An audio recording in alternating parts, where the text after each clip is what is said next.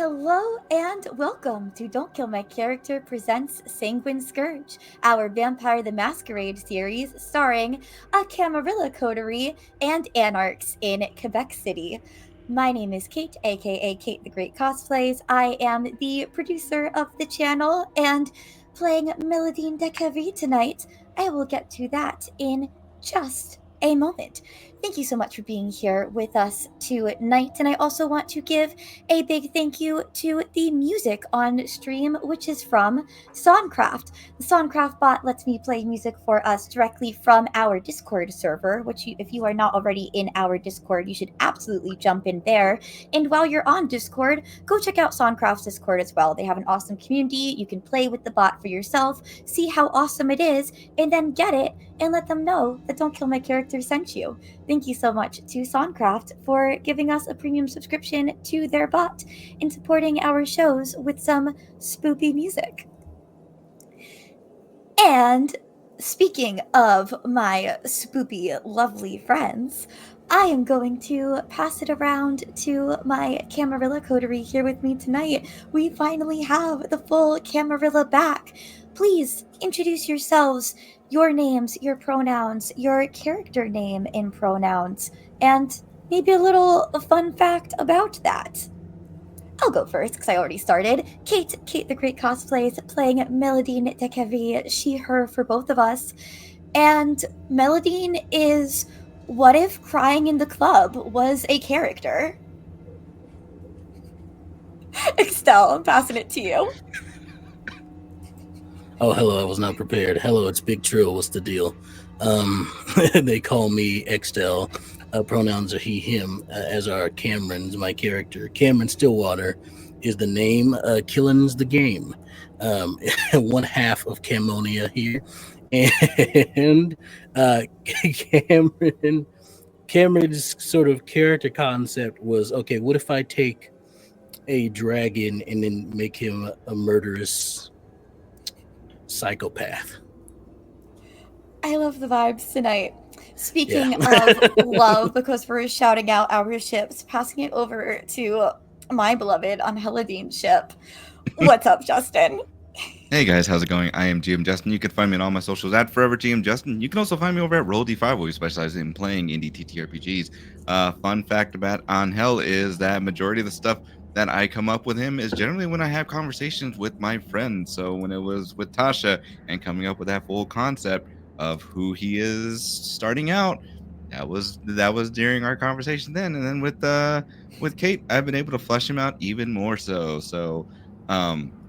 There's a lot to unpack here. My boy can eat food, and he will, and you will see me probably snack on Sour Patch Kids. He's trying to feel something else. He will beat the curse. I will beat something. Anyway, I'll pass this over to Rosie. Hi, I'm Rosalie. Please feel free to call me any nickname shortened version thereof. Rosie is great. I use she, her pronouns, and I'm playing Leonia Rodich, who also uses she, her pronouns. We did learn a really big new fun fact about her last week. Leonia Rodich, New York Times bestselling author who almost had a movie deal for her bestselling book, An Empire of Light and Hunger. Katarina Bartles is her pen name. One of them. The other one was dropped earlier in the series. You'll have to go back and watch because I don't have my backstory notes in front of me and don't remember the top of my head. I don't know. I remember it was Mélidine was the one. Yeah, it was Latke, that's right. Latke, yeah. Yep, Latke, that's right. Leonia's concept was, okay, so everybody in this party seems to be like really like high-end, high charisma, socialites. What if I was the stray cat that lives under their bed? That was Leonia's concept. So, there you go. And we love that. And keeping these high charisma and their stray cats in as much of a line as possible. Hello, Natasha. Hi, I am Natasha. You can find me everywhere on the internet at Natasha B Cosplay. I use she, her pronouns. And tonight I will, like a dragon hoard, I will hoard all the pronouns with all the characters I will be playing today as Storyteller. Fun fact. I don't know what fun fact to share. Who do you want to learn a fun fact about? First NPC that gets thrown out gets a fun fact learned about. Martina. Martina. Sorry, that was the first name I heard. Dang it. Girls win every time, sorry. Martina was a character that fully was kind of improv'd on the spot, and everyone loved her vibe so much that I just kind of kept going with it. All I knew about her was Angel's best friend as a human, and now a ghoul, and that's kind of it. And I was like, okay. And the first thing you asked her to do was hang out, and expected her to do was to go out there with a construction crew to fix a wall. So I'm like, she has to have a certain attitude about this for sure. Yes. She's not going to be necessarily happy about having to go out in the middle of the night to go fix a wall. And that's amazing. What built her character initially. I love that. I'm also going to give a shout out to Shannon, aka Imaginative Media, who is in chat right now, who makes our overlays and graphic designs and the promo video that you see play at the beginning of stream. Thank you so much for that.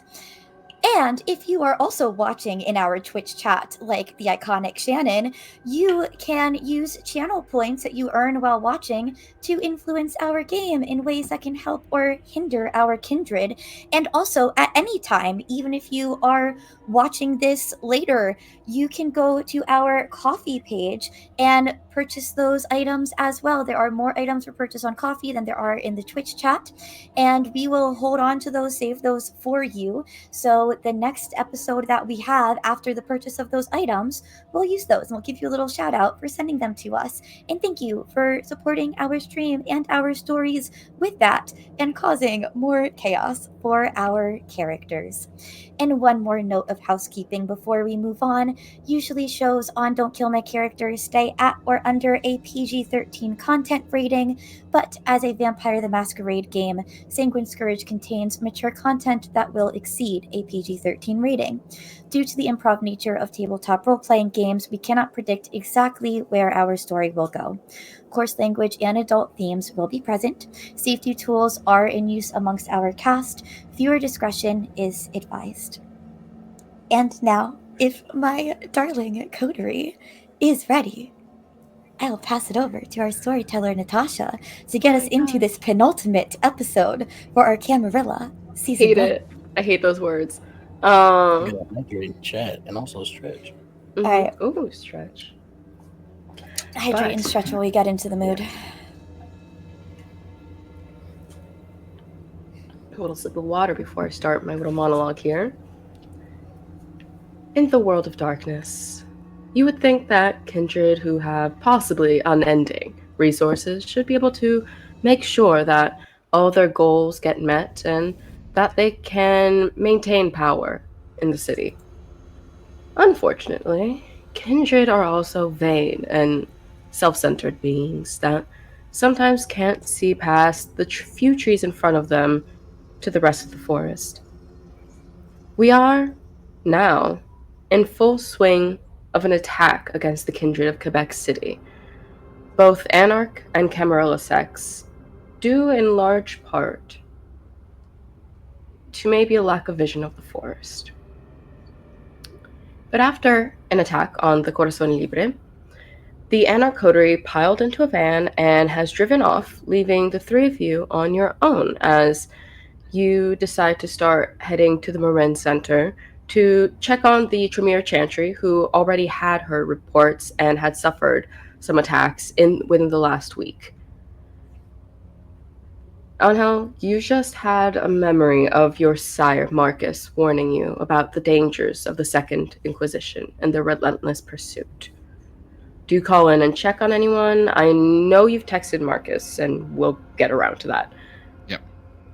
I think this is after sending a message out to Marcus. He will pull up his messages, check to see all of the unanswered ones, and then shoot one more saying, "Be careful out there. Please let me know where you're at, or that you're at least okay. I'm happy to burn this world down for you if something ever happens to you. Send."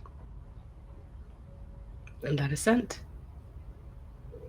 Whose car do you all get into? I know you didn't take a nice car over here because you gave the nice one to Martina for her date with Sam.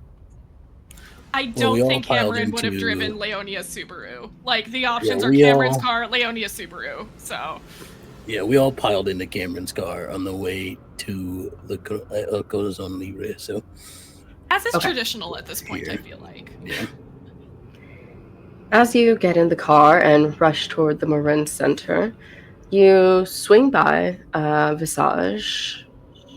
Do a kind of drive-by check, if I remember that's what you guys wanted to do. Does anyone do anything further from that, or just kind of drive-by check? Everything seems okay. There's a line out the door for bouncers seem to be working as normal. Seems to be the people that were hired previously. Nothing at first glance on the outside seems to be out of the ordinary. I just slow down enough for Ángel and Leonia to take a look because I'm convinced that she's not even there. Yeah. If she is anywhere. So I'm just like, yeah, go ahead. Basically, I don't say anything, but I just slow down, just slightly. Just Yeah, for Leonia everyone did else. basically just want to confirm that things seem to be okay. She was worried that it might have been one of the places that were being targeted in whatever big coordinated thing that is supposedly happening right now. So Yeah. In an initial scan, you don't see any of the other kind of like vans or unmarked cars that you had seen in some of the other places where you guys had run into the hunters. I think, yeah, just to keep the low profile. As long as it looks like business is normal, no need to draw attention to the club. So Okay. Yeah. So, kind of leaving both Anarch territory and moving through your Sunroch territory down a highway heading back towards the Morin Center, towards Old Quebec. Despite the tension and adrenaline still high and rushing through your system, unsure of what'll happen next, the night sky is beautiful, and the cars you see here and there seem so unaware of anything happening as you drive on this raised highway overlooking some neighborhoods on your right. Below you, it's almost too easy to relax in this moment. Is there anything you'd like to discuss along the way? Before we start talking in the car, I do make a call on the car Bluetooth to Malcolm. Okay. And as soon as I hear that it's been picked up, I don't even wait for him to say hello. I'm just like, make sure the asset is secure. Yeah, Malcolm. She's fine. I'm looking at her place. Okay.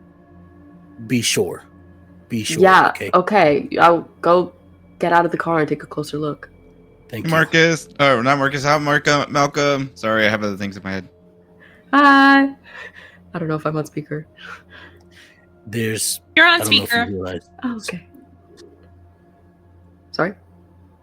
You are very much on speaker. I don't know if you realize what's happening in the city tonight, but there's weird stuff going on. No, I've been listening to my playlist. Oh, okay. I mean, just the asset should be fine. I can't have anything happen. Okay. Got it. I have my piece in the car with me, so if anything should happen, I'm ready. All right. Thank you. Mm-hmm. And keep Sam out of this. She's on the date with Martina. So. Is she not with you? No, let them have a night together. It's okay. Okay, it's a dangerous situation, all hands on deck, but Sam can go on a date? Yes. I think we do the same for you. If it was you, yes, it would also be the same thing. I want you to understand this, Malcolm. You can't see it because he's not on video call, but you can feel just the, I don't think so, but sure, stare that he's giving you. Is Malcolm dating anyone? No. Like turning fully to Cameron and asking. Yeah, he answers Not the phone. asking No. I mean, we can help you out with that. Just just reach out sometime. We'll No, it's okay. You sure? No, it's chill. I'll handle my dating life. I don't want my boss's friends. Gonna get another ghoul. But we just want to offer it Alright. out of assistance. We love you. Okay, bye. Bye. I do. Bye, Cam. Love you. And hangs up the phone. Love you Anything else you guys speak about in the car on this drive over? Are we thinking that the Chantry is like being targeted as part of this, or what are we? Is there a plan? It's the easiest place to go to that I thought of because the last time we were there. Fair. We should probably give them a call this time so we don't have a repeat of what happened the last time. Oh, right. There's not time to go to bed and then break out again. Yeah. Can you hook me up to the Bluetooth so that way we can all hear this conversation? No, you should be. Leonia will take your phone and do it for you. It just immediately pushed talk so that way it rings over. It rings a few times for sure. Cam, who needed? Huh? That? I was gonna say Cam, who needed Sam to help him hook up his to the Bluetooth because he's not good at technology at all. Mm-hmm. It rings a few times, and eventually, it's like a really quick. You just hear, similar to how Cam treated Malcolm on the phone, just a quick. Can't talk. Trying to prepare. We'll speak later at the Chantry. Bye. God damn it. If we send a text, she might see the text. Maybe. That's risky. She's expecting us now. I'm pretty sure from that we can just go there. I'm just gonna shoot a message just as a precaution. It wouldn't hurt to send a message. It wouldn't hurt. Hey, we're on our way. We're on our way. We'll be there shortly. I mean, we might be annoying her, and she did say she was busy. We might be annoying her, but She just responds to the text. Sure. It's so laid back. Do they really need us? I don't know. They were the only place that I know of already that were being attacked by this stuff. So it's a good place to start. I don't know if it's because of how calm she is that it's making me more anxious.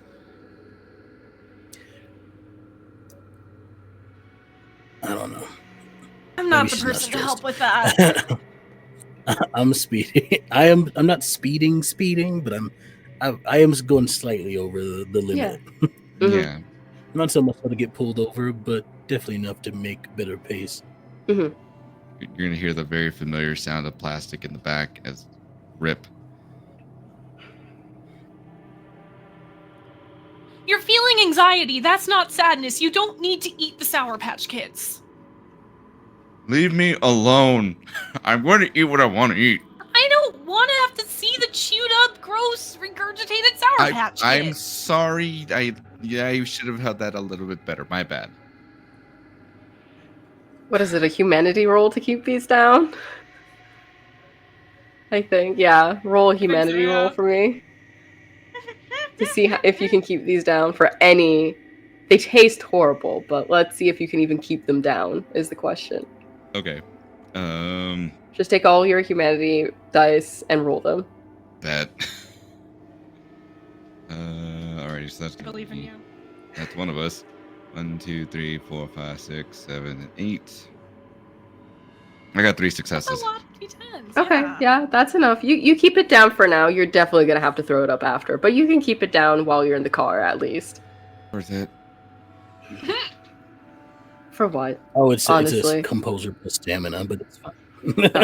It works. It was a roll that was made. It'd be like that sometimes. So as you guys keep driving, do you speak about anything else, or do we compress time? I think there's too much going on for. Mhm. I don't think Cam would bring anything up. It's one of those anxious, very quiet, tense drives. Fair. As you start to pass by the different little residential areas, slowly pulling off of the highway, you circle around a beautifully lit fountain in front of the old stone Parliament building. Making a left, you pass through the stone walls that surround Old Quebec, the walled city, officially entering Camarilla territory proper. You turn right into the narrow roads that lead to the Marin Center. And from this part of the city, you can practically spot the Chateau Frontenac down from any road, it being the tallest building around. And before what seemed like just regular lights turned on inside, you see it's wavering, flickering, almost like a fire. And as you pull onto the lawn of the Marin Center, you see a few things. First, you see a van and several cars pulled up here, already empty, unmarked, doors left open. Some seem to have driven in quickly, run over some of the garden plots, things like that in the area. And then from another smaller road coming up the other way opposite you, you see a horse galloping with two figures sat on top. It looks like the one in front is a taller gentleman, and behind you see Mélidine.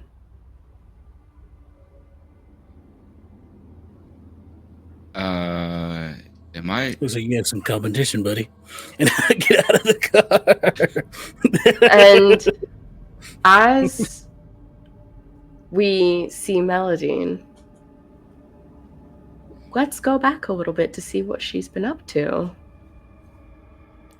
As we'll rewind back a couple days, Mélidine, you...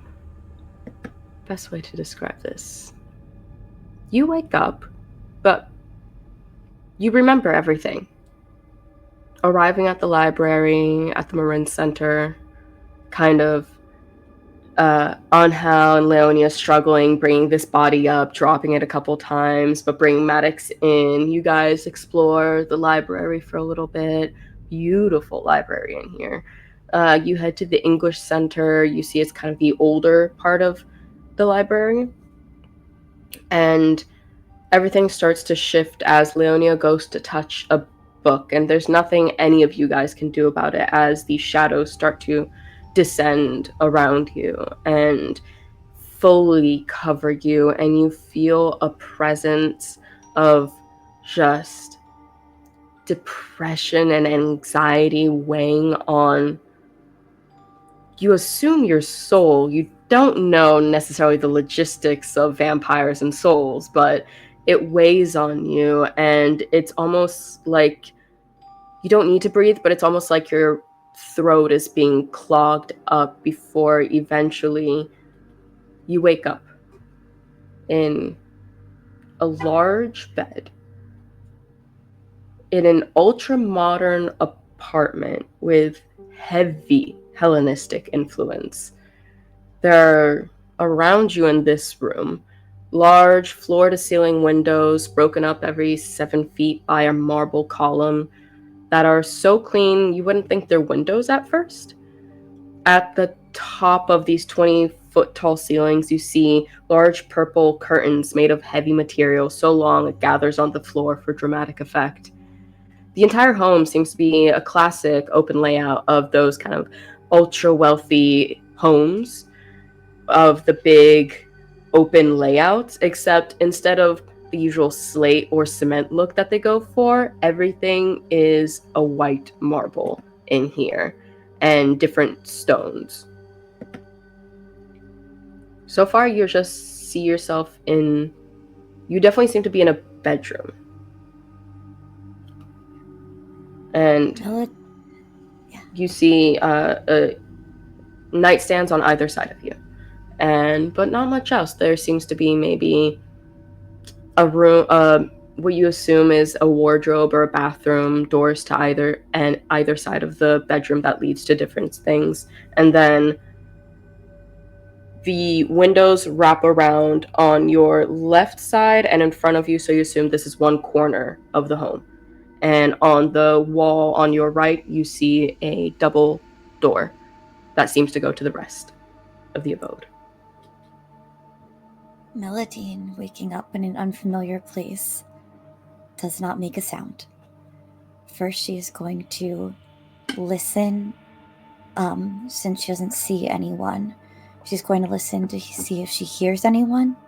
She's going to look around to see if there's any cameras, any recording devices around, and she's going to check herself and see if she is hurt or injured in any particular way.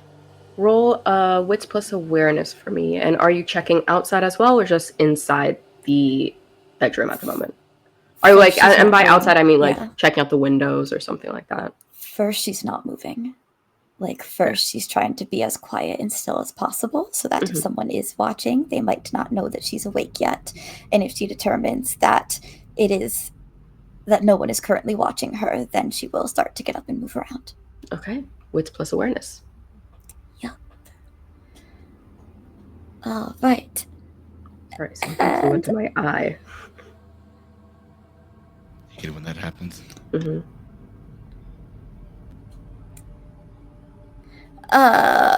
One success, and I do have a skull on a hunger die. Okay. So you get hungrier. That's simple. We'll just do a simple, you get hungrier. Sure. You look around. From what you can tell, you are definitely not hurt. You seem fine for now. Or at least not more hurt than if you had gotten injured before, which I don't think you had. Okay. You look You around. know the particular type of injury that Mélidine would be looking for, and that's not present. Okay. No, you don't see anything on you. Great. You look around. Doesn't seem to be any cameras in the room. And you don't hear anything at the moment, other than maybe some birds every once in a while outside, some kind of creature. It looks like if you look outside, something that's easy to see is you're definitely in the middle of the woods. So, yes, if she doesn't see or hear anyone around and no cameras, then she will get out of the bed and start to look around the room, look out the window, see what is in this space, and if she can tell anything for who this space belongs to.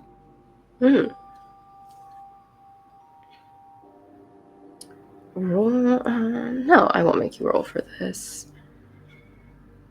Looking on the nightstands, you can actually find a picture frame of what looks like your sire and the prince on some vacation.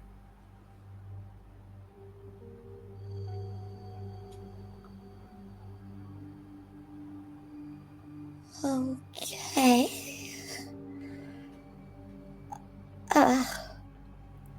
And is there a desk in this room? Not in this one, no. Okay. This seems like just a bedroom.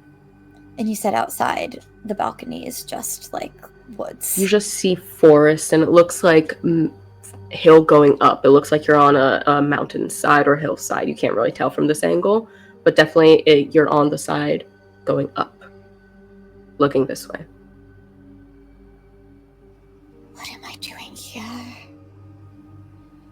All right, this is fine. I guess I will leave this room. Trying to leave quietly, but yes, see if there is anyone else here. Or if there's anything in this room that shows how I might have gotten here. If not, then I'll go. It's hard to find something that would have shown how you got here. Yeah. Do you have any thoughts in occult? No, of course not. Then you don't know how you could have gotten here.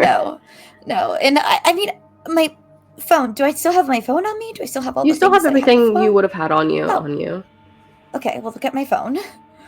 No signal. That's weird. I have my phone? Mm-hmm. You have everything on you. She must not be here then. Okay. Odd. If I have my phone, she's not here though. So now I feel more confident to leave this room. Fair. But there's no signal. There's no service. Do I have? No. But I have some battery on it? You do.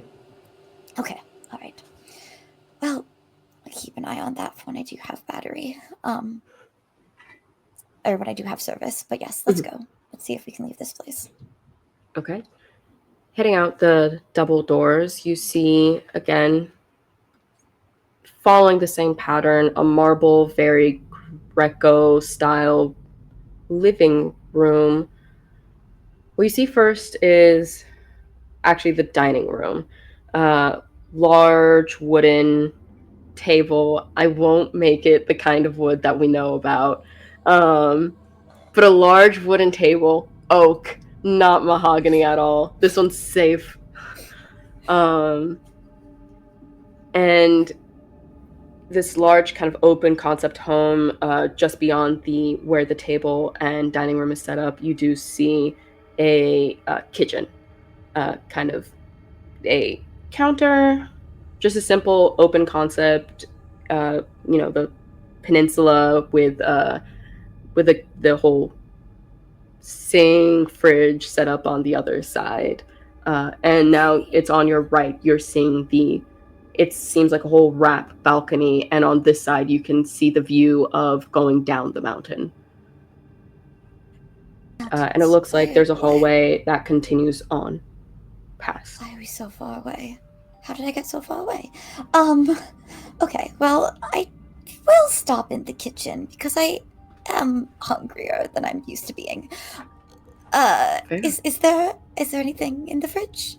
You will find both several bottles as well as some blood bags in the fridge.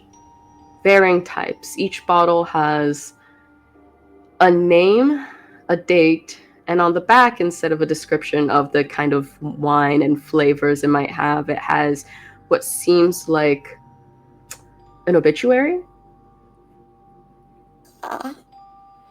Well, quick skim if any of them were dancers. Let's roll a flat luck check here on D20. Well, if any of them were fast. Yeah, that's above halfway. You find one that was a dancer. Oh, thank goodness. Yes, I'll drink that one. Mm-hmm. You do know you can expend a willpower if you want to drink from someone not a dancer, essentially. Yes, but I don't. In a tough situation, you could do it. Look, we're fine. This is so fine that I'm in this house. Keep this bottle on me though. I was at hunger 3. So how many can I remove with this bottle? You can never, unlike drinking from a person, you can never go down to 0. But with this bottle, you could remove 2 points. Oh, fabulous! I'll do that.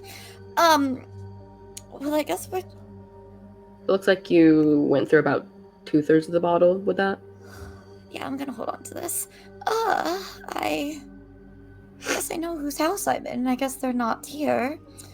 I will continue on. You said there was more to this hallway, and I would like to find some sort of office, or, I mean, if there is anyone here, I'm going to be listening for that as well. Mm-hmm. And also, if there's any signal on my phone, why don't they have signal out here? Okay. There is definitely electricity. The lights are on. Oh, that's weird. Someone might be here then. Okay, I'm going to be quiet. And keep going. Continuing on in this long kind of hallway-shaped home, it seems. Now you're realizing this little bungalow. Same vibe again in this room. Large Grecian columns with marble floors, but this time you can see there was a very nice kind of sectional couch setup that looked like it was surrounding this pit area, a nice little sitting area. Again, very Grecian of them for this decoration. Very much seems like a dedication. Either Binelope chose the design for this, or it was a gift to her. I was going to say, if this is Grecian work, then it's Penelope's, not Ariel's. And that's fine. That's good. Mm-hmm.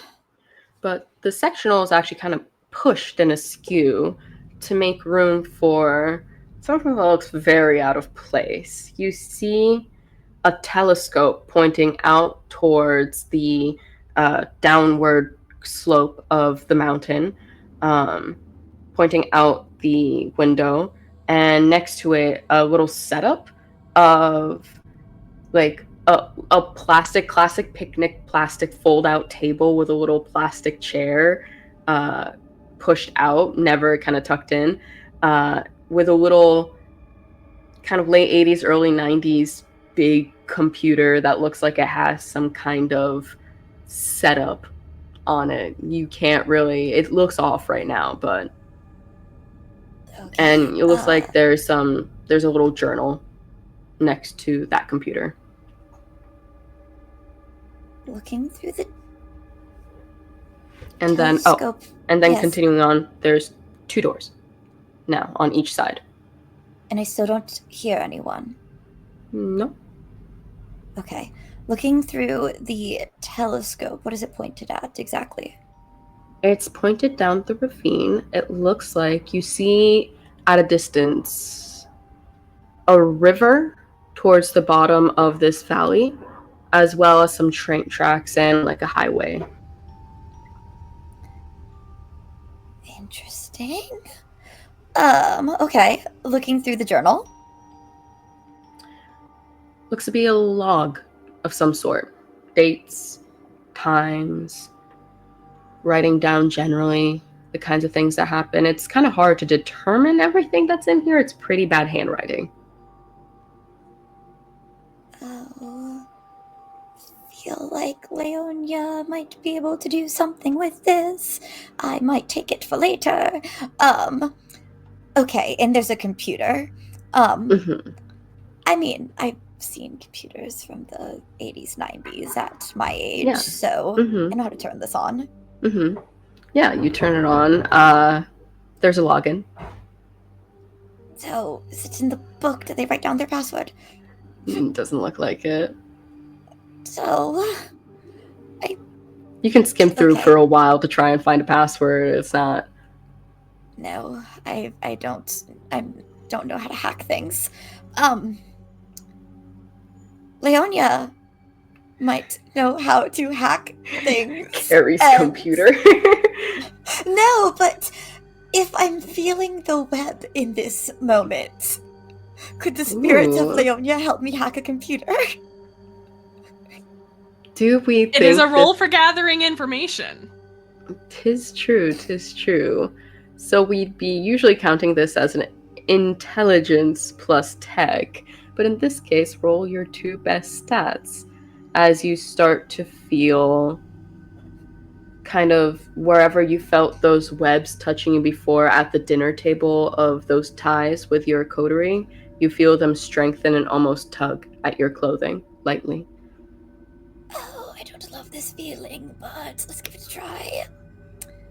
That is 5 successes. 5 successes. You are able to get into this computer by just some logic of kind of going through, figuring out maybe the patterns, the kinds of things that this person is writing down. You log in. And again, an old setup. Still somehow has the old Internet Explorer logo on it. And we're talking Windows, like, I don't even know, man. 90 something. 98, probably. At most, at best case scenario. And you go through and you're finding logs pretty similar to what you're finding in the journal, but typed out so it's easier to read. As well as you find a couple programs that seem to be like the when you go to the search bar, these are the ones that pop up, seem to be the programs that they use most frequently. One of them being something that it looks like it taps into radio waves and police scanners, things like that, in the area. And another one that's just several cameras. Looks like they're all pointed at different trails in the woods, the road, and inside train cars. Specifically in the luggage section of train cars. What are you doing? Okay. And I don't see anything of particular note on the camera feeds right now. There's no... No, I mean, the luggage cars have some, like, normal luggage pieces on it. If you look at the forest ones long enough, you might see a deer. Let's listen to the police scanners, then? Is anything going on there? Ooh, roll an intelligence plus... What are stats in this game? An intelligence plus... Do you have points in... I have awareness. Oh, wait, let's go awareness then. Great. Thank you so much. Alright, 4 dice being rolled. No successes, and my hunger dice has a skull on it. Honey, no. We do have a willpower reroll from Siege. Would you I like do the want Melody to willpower? get hungrier, though. So I feel a little bad saying that. Don't do it. Look. Yeah. You do also have your regular willpower you can use if you don't like the results of certain rolls. Yeah. So what? So I'd be re-rolling as many dice as willpower Up to 3 spend? dice that Up are to 3. non-hunger. Oh, okay. Non-hunger dice only, yeah. That's such a shame. Okay. So I have like 3 dice that I can re-roll, but I already failed on that hunger die. You just have to roll good Yeah, enough why to not fail the roll overall. Okay. It's not that high of a DC. Okay. We'll do that. You can definitely do it. Yeah. So I need to just roll 3d10 now, is what I'm hearing. And I'll spend 1 of my own willpower to do it. It's fine. 8, 7, 8 on these d10s. That's all successes. Yay! 3 successes is definitely what you needed. Fine. You only needed 2. It was a very simple one. But it was more to see if you catch while you're listening into this that it seems to be the Montreal police scanner, not Quebec City. Eyes and ears on Montreal. What is happening? I don't know. I don't even know why I'm here. Okay. Still checking my phone. No service on it, but is there a way on this computer that I could... No, I know that send an email. No, I can't send an email to him from here. That would be so stupid of me. That'd be the stupidest thing. Okay. All right. I won't do that. Ugh. Okay. Is there anything else in this room that I haven't looked at? I looked at the telescope, I looked at the journal, and the computer. Nothing super of note. There's some lovely decorations everywhere, some beautiful paintings on the walls. I hate your taste in art. Okay. So I guess move on. Is there another room to explore? There are, at the end, it looks like maybe the last 2 rooms. A door on the left and a door on the right. You said the furniture was moved in a weird way. Is that just like it looks like to make room for telescope? this table setup. Yeah. Table and telescope setup. It's to move it away from that. So you said door on left, door on right. Yes. All right. Let's go to the Wait, right. let me double check before you pick one so I don't fudge this. Let me see which one is which.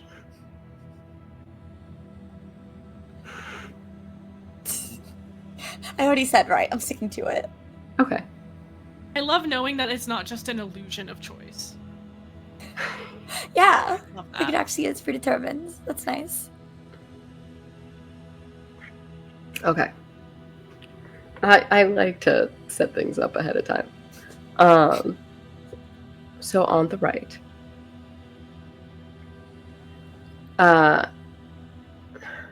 Goodness, I hate to do this to you. I don't think there's any rule for this. If you go to open up the door on the right, you take 3 points of aggravated damage. Oh. Okay. As you feel and see kind of cords of energy move through and kind of shock through you. What the fuck?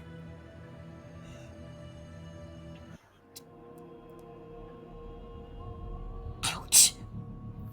Okay. You're still holding on to it though. It only seems like a quick burst, but if you hold on to it, it seems like you can still. I mean, I can throw the door open? I can. You can. It's unlocked. Oh, I'm so stupid. All right, I'm going in.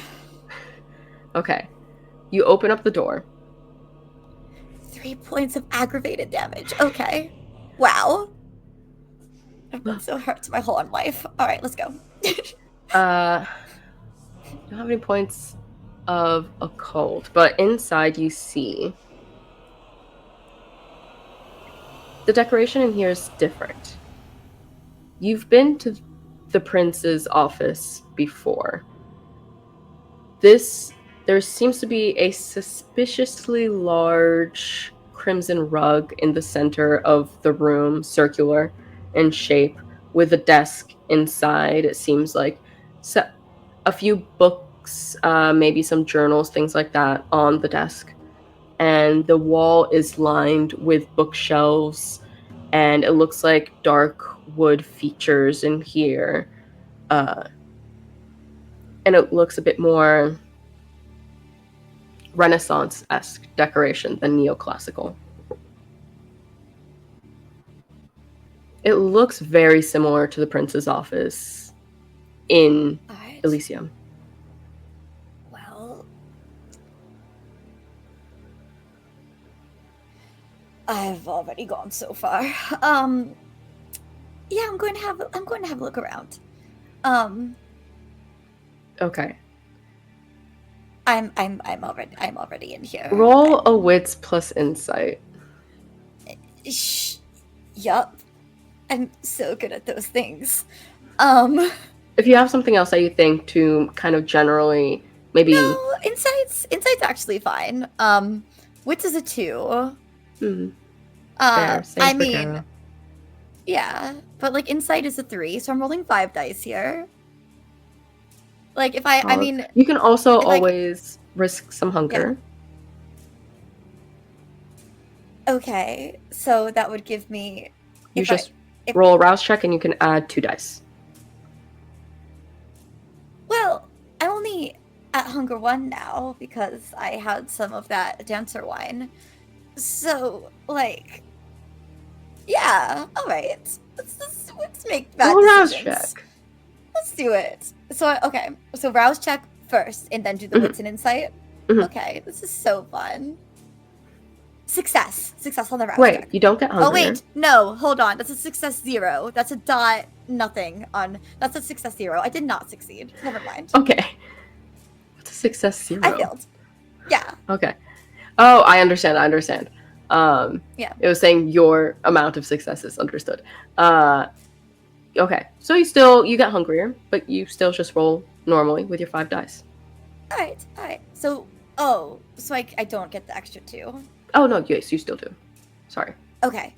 So Yes, so you I still get the have extra I'm now 2 hungry, but I get to add 2 7 dice dice. to the pool. Mhm. Okay. The dice that I'm adding to the pool are those hunger dice. They're not considered hunger dice, no. Okay. So 2 more regular dice in the pool, and we roll, and I got 4 successes. Amazing. Okay. Maybe don't. Your mind. You have lived long enough in a Tremere city Tremere-dominated city, to maybe not step on the rug and maybe check under it first. Something is off about this random rug. It doesn't fit with the rest of the decorations. That kind of fashion interior decorator part of you is pinging. I will check under the rug then. You kind of flip it open, and just past where the border of it is you see etched into the stone floor, you start to see red etchings in the stone, and you pull it up further and it looks like the beginnings of some kind of runic circle.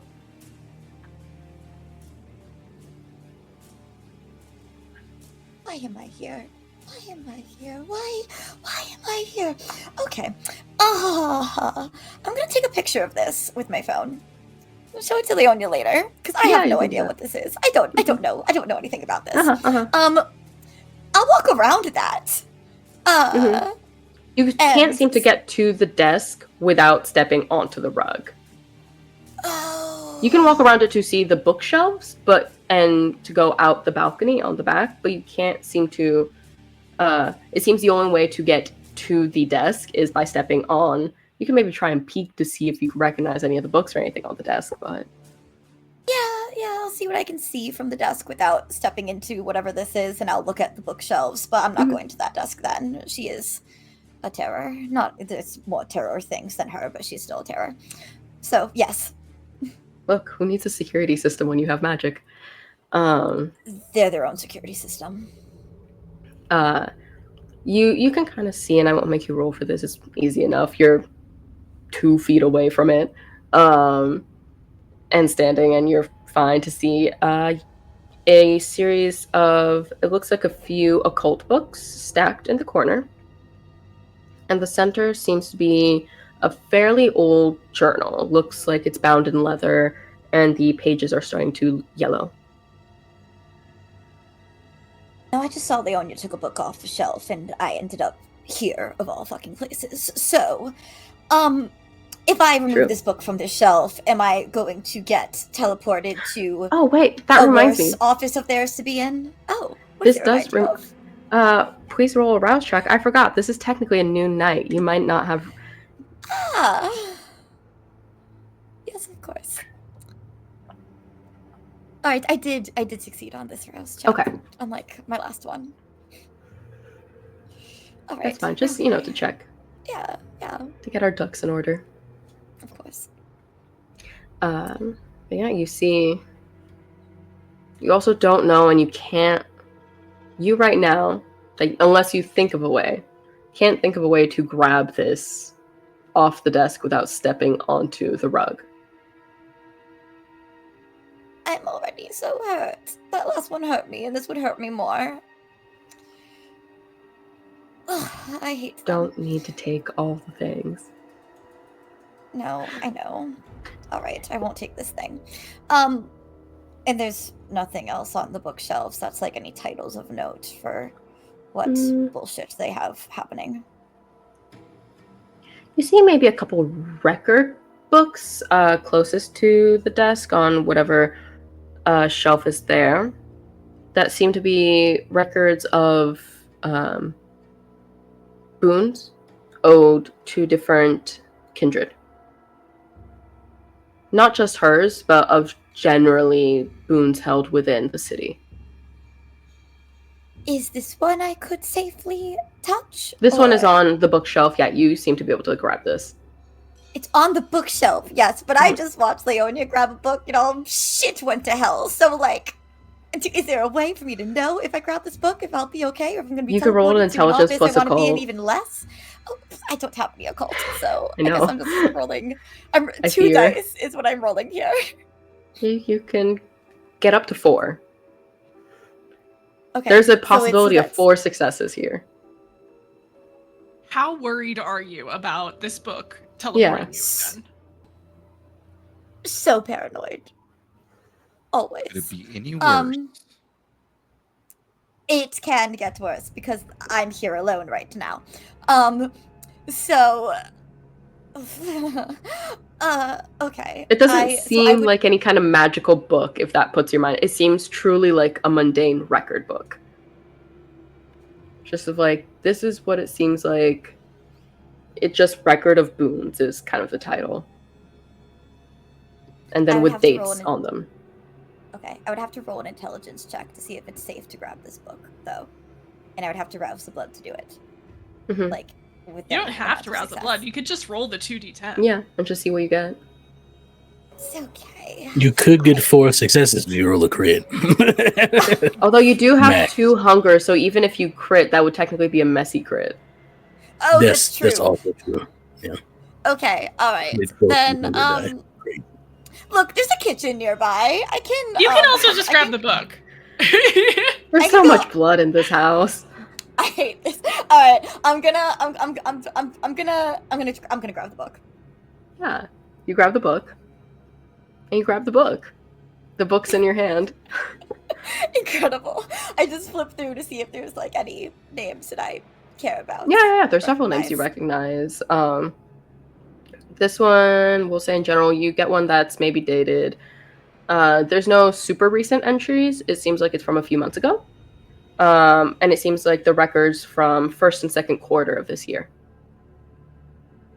And it seems like a few people have logged entries. It seems like a report written for the prince. It is signed under a different name. This seems like maybe you recognize the name as the Harpies. Okay. Take a picture of this. Do I take this or do I leave this? Ugh. I don't have like. Lou, your mom's home. Lou, your mom's home. Okay, the storyteller's telling me to, and I have like a bag with me. Then okay, you know what? We're taking it. Yeah, I have a bag taking with this. me. This is fine. You can probably go into the Mélidine has, like, wardrobe and most find stylish another purses, bag. like, There's come probably on. several purses in the wardrobe. Yeah, I'm taking a nice purse from here. I'm owed at least that much. There are all sorts Great. of nice outfits in here, honestly. Incredible. If you go into the wardrobe. I certainly do not want to wear any of their clothes. But I will take an expensive purse. Great. Okay. I think that's all I'm going to get out of here because this room scares me and I'm not touching that desk. So, a back out. Not stepping on that rug circle thing. I guess, can I look at the other door and see if that one will also cause pain? Because I can't take much more pain. Yeah, you can go check. I won't lie, I rolled really good for the ward on that door. I rolled really good for the ward on that. I rolled 9 successes. That included 2 crits for the ward on that door. Yeah. The prince really likes protecting her things. I mean, yes. All right. This other door, like, is there a way for me to tell if I touch this, if I will also be hurt? You could roll an intelligence plus occult check. I'll let you roll. You also don't have any powers that are necessarily, like, good for this. I have insight. I have awareness. I have disciplines-wise. I don't know if you have any disciplines that... You can do a little subterfuge. Roll a wits plus subterfuge. See if you can see, like, any trickery or maybe any things etched into the frame of the door, things like that. Okay. You said wits plus subterfuge? Yeah. Just to see if you can look around. That's fine. Alright. So wits and subterfuge is going to give me 5 dice to roll. Doing so well. Okay, 2 successes. Amazing. Yeah, just no. You don't notice anything. No, kind of like, now that you're kind of looking, the other door did seem to have some light dried blood on it. Just a little bit. Not everywhere, but just in a couple spots. So that other door was Prince Ariel's office, which has my skin crawling. But I am going to open this door. No ward on this door. And you're able to walk in. you see kind of a continuation of the rest of the flow of the home in this one. Marble floors, much sparser on the bookshelves in here. But there is a desk in the center that seems to have a computer that's fully turned off. It seems like it's been disconnected if you tried to turn it on. And you do see a couple files over top of the desk, as well as just like a couple light readings in the bookshelves. I hate this room so much more than the other one. I'm gonna look at the files on top of the desk. There's no rug in this room with any No rug in this room. You can see the room fully. The floor is clear. You do not see any runes on the floor. No ward circles. And you see on the desk, it seems like it's a lot of finance documents. A couple from Visage. Several from several holdings, it looks like, in general. Again, it seems like a few months old. It looks like Penelope either of them haven't been here in a while, yeah. Is there anything about the Visage documents that I don't already know? Roll an intelligence plus finance. I have a point in finance. I know. I hope you do. It's at least the one, you know? It's just one. I'm holding 3 dice here. 1 success. You're only 2 dice. I thought you had 2 in intelligence, you said. No, I have 2 in intelligence and 1 in finance. Yeah, so 3 dice. Oh, yes. Okay. I rolled 3 dice. I still only have 1 success. Oh, okay. I just heard you say I rolled 2 dice. I'm like, wait, no, you don't. Yeah, no. Okay. Numbers are hard. Yep. I understand. With 1 success, you're not really finding anything out of the ordinary. Nothing that you didn't already know. What other businesses are listed besides Visage? A couple of them you know about, but obviously you don't know all of your sire's holdings. No. One is for a restaurant in Old Quebec. Another is for a hotel. And there's a few you don't know about in Montreal. I'm already so royally fucked if I get caught, so I will take this too. Solid. Yup. Alright. Then, okay, those are the files. On the desk, you said there was the desk itself, bookshelves, and a computer that is powered off, unplugged even. Yeah. Fully seems like it's just the monitor there now. It looks like the actual computer part was taken. Yeah, so you can't even turn. It wouldn't do anything.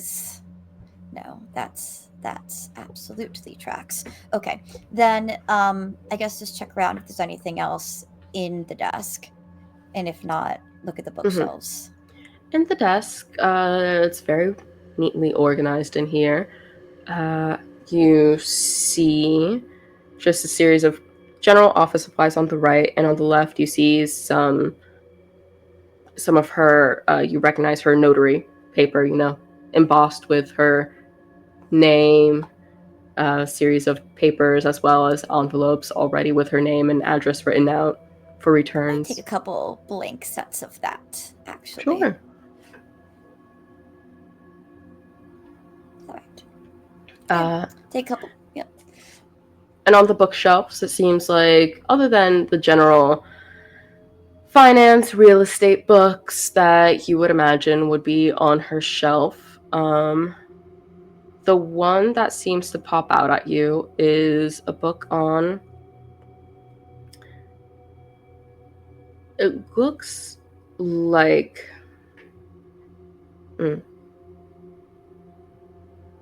How to best explain this? It looks like a book on legends, kind of like old Grecian legends. I guess everyone has their hobbies.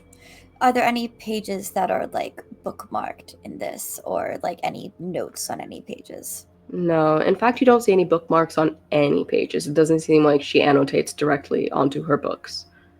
Nor does she like, even the spines of every book is perfect, pristine. She does not crack any of the spines. Yeah. All right. Well,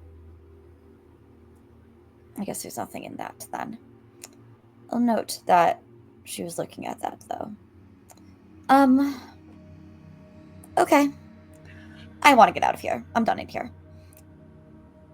I might swing back around to the kitchen, grab another wine. If there's not one that's from a dancer, then I'll just take another one that sounds You'll take another offensive.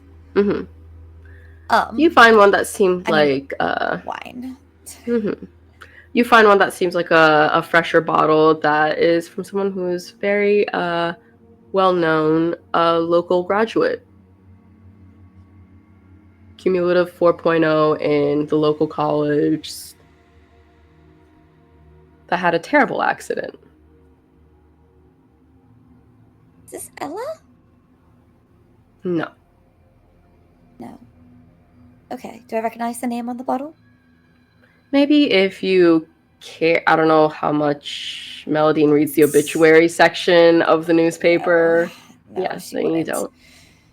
All right, but I'll take this. So I have a full bottle of this. I have a third of the dancer, and yeah, I guess if there's nothing else to explore in this house, I need to get a signal on my phone. You did see that downhill was a road and a train and a river. All right. Well, what season is it? Is it cold? Am I stealing one of her coats before I go? Oh, you don't feel the cold, really, actually.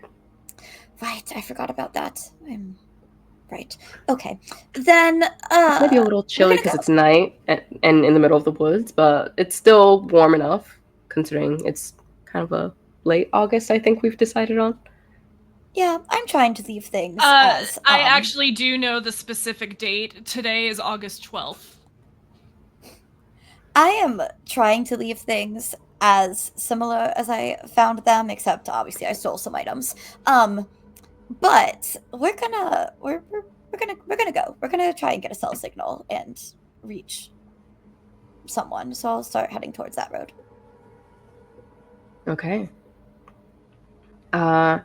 And as you start walking out, do you roll another wits plus awareness now that you're outside, or no? Yes, I'm still trying to, like, if anyone's around, then I want to know. I don't want to be seen leaving this place. So yes, roll your wits plus awareness. Wits plus awareness it is. And that's 2 successes. Yeah, not enough to spot it. So you walk out a certain ways down the road, but before you even turn the bend, you hear a voice coming up as a looming figure starts to come up the opposite way of you, turning the corner. Ma chérie, the sleeping beauty awakes. Pardon-moi? You're the one that was sleeping in the bed, no? Yes. You, Who you see? Who you see is a deeply tanned man, tall, with loosely curly reddish-brown hair that's pulled back into kind of a messy bun right now, strands framing his face. He has a long, dark red knit scarf, a long pair of brown, like a brown traveler's jacket, black crewneck sweater, and jeans underneath with a pair of like sturdy walking boots. He seems to be playing around with like his phone or like some glasses as he saunters in your direction. Sorry, is this your home? More like an Airbnb, you can call it. Is this somewhere You're quite that you asleep. crash? Mm-hmm. You Well, somewhere I was saw- sent. Who sent you? Ma mère. My mother. And who is your mother? Are you from around here? You just kind of appeared. I should be asking you the questions. Or we can both agree not to answer questions. Look, my name is Valois. Valois Sang. It's a pleasure to meet you. Are you from Montreal or from Quebec? I'm from Quebec. My mother is the Prince, Ariel. I stay here, at her beck and call. When you say mother, Ah, Like- sire. My sister and I, Daphne, we just use different words. Sometimes we've been her children for so long. You kind of get used to it. so your sire is the prince. We? And you live out here? Do they come often? Or your sire? Does your sire come often? Every once in a while in the winter. They like to come out. This is kind of their little bungalow, and they need a little break from the city. Do people appear here? No, On a I was regular gonna ask you why that's the case, honestly. You've slept where I usually slept, so when I saw that you kind of appeared there, I just took the couch. I was gonna ask you in the morning, but you clearly got up earlier than I thought. I wasn't sure if you were out, or just sleeping. I appreciate you lending me your bed for the day. It's not mine, but...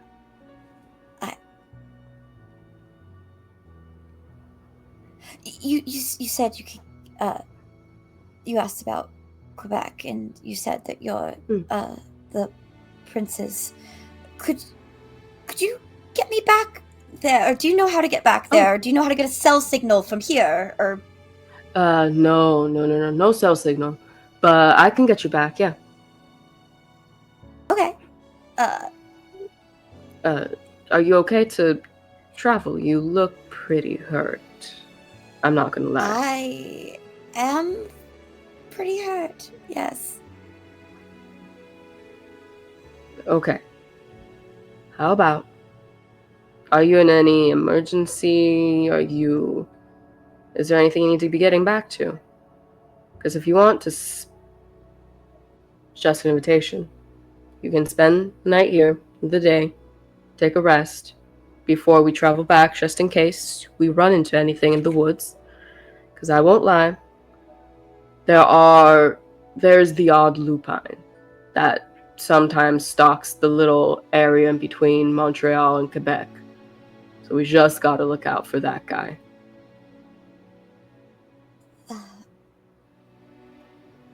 Is there any way we can get word to Quebec from here? To a specific person? To a phone? Not phone, It's too late now to get into the city. Sometimes early in the night you can get lucky and the local village will still have stores open so you can use their phones there, but this late, I got a hawk. That's it. I can send a messenger hawk. Only really goes to the chateau. Oh, no, we won't do that then. That's how most messenger birds work. They only train to go to one place, but from many locations. Okay.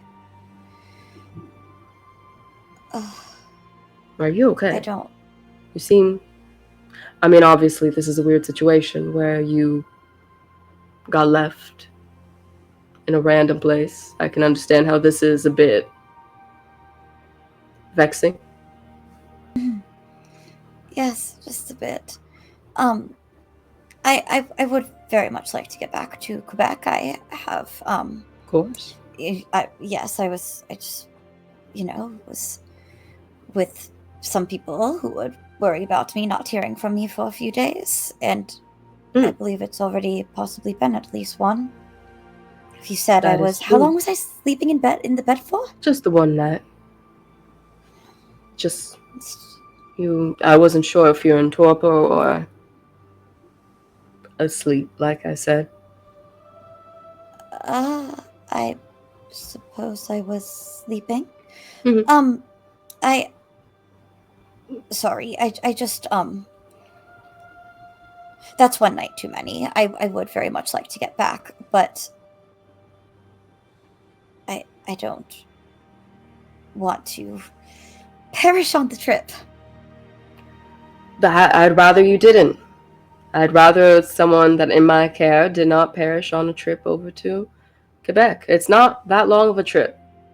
It would only be a couple of hours on horseback. How long would I need to stay to feel better enough to make that trip? I mean, you look like you got a little hurt. I mean, you could heal a bit now, heal a bit tomorrow night before you set out.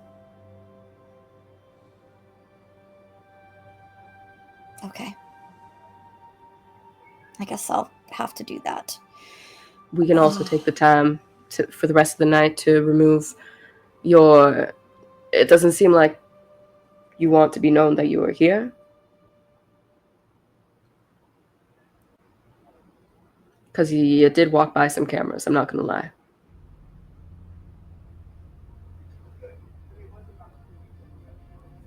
And why would you help me with that? It's been a while since I had anyone to talk to that wasn't Sasha.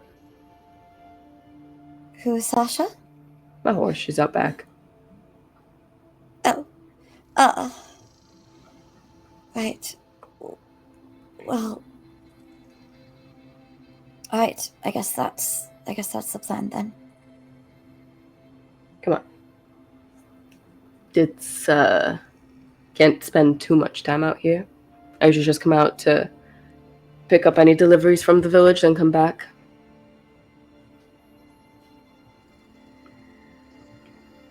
Okay. You live out here?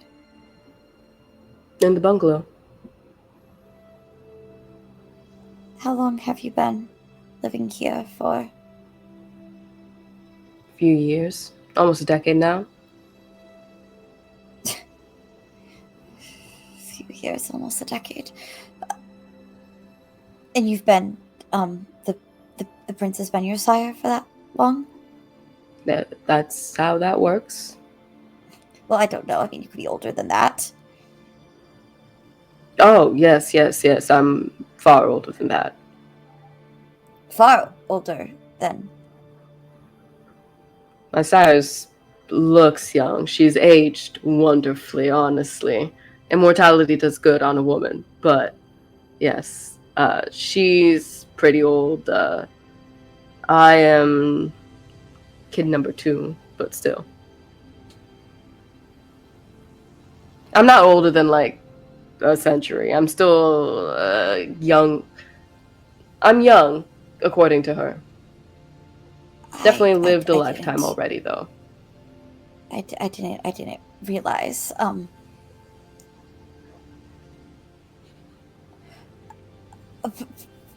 Perhaps I should go. Okay. I'd feel bad, honestly, if you went out into the woods on your own without protection.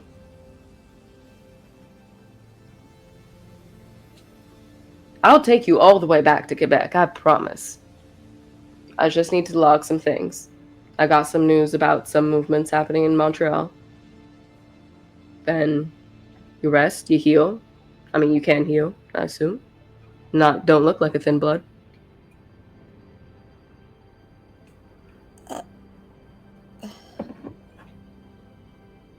Okay. Right, yes.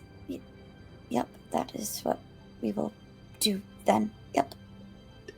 Look, if you want to take your chances, go for it.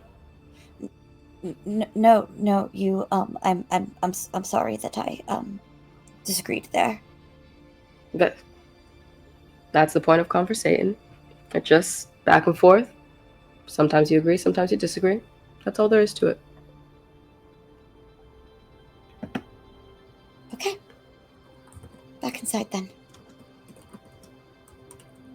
And you know how to heal, right? You seem a little unsure.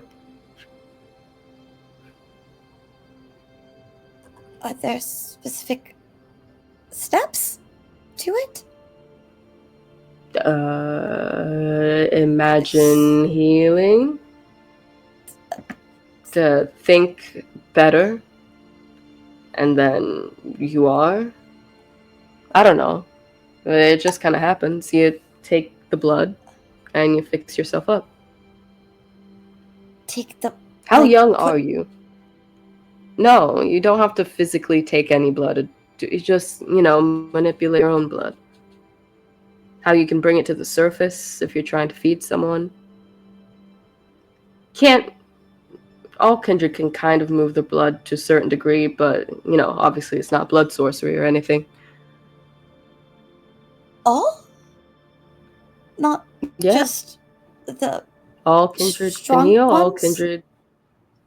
No. I mean, like I said, unless you're Tremere, which I don't think you are because you would have been educated on blood sorcery by now. No, I just thought that only the... And also I do tend to know the Tremere. I do have access to the chantry, but... Is that how I got here? Did you bring me? I didn't do anything. I was out hunting when you dropped in. Okay. I don't know how to heal myself. Crazy. How young are you? Sorry, personal question. You shouldn't ask a lady her age. Let's see. How do I explain this? And he'll kind of go through the process with you of explaining how to do it. As best as he can. Roll 3 rouse checks. 3? Yeah, it's aggravated. This is so many. Okay. Remember how much Ángel had to heal after the last 4 episodes we've been in? Well, the first one is a fail. Okay, so you got hungrier. Okay, You're at 3. it's fine. I'm at 3 hunger. Second one is a success. Okay. So do I mark away 1 point of aggravated damage because I succeeded once, or? Well, no. It just you roll 3 hunger to heal 1 aggravated. Wait, I roll 3 hunger, 3 rouse checks. 3 rouse checks to heal 1 aggravated. That's another fail. Okay, so you're at hunger 4. Okay. So you, in the back of your mind, you just hear Penelope's voice say, I can feel whenever your blood gets agitated. It's interesting. Where are you? Such tension and anxiety. Do I go take a visit? Well, why are you in my head?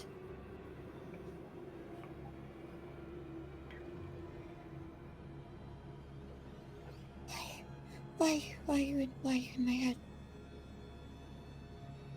And Follow just kind of stare there, looking at you confused. Do you need a drink? Sometimes that does take it out of you a bit. No, drink. Why?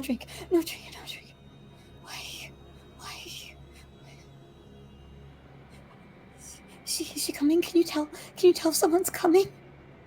And he goes to check the cameras. I don't see anyone on the cameras leading up to here. No, but I hear her. I hear her. Who? She's in my head. Who's in your head? I if you have like I know some kindred can do telepathy. There's no way to stop it though that I know of. No, she might be able to hear us now. She might be able to see us now. Does Penelope have access to the cameras?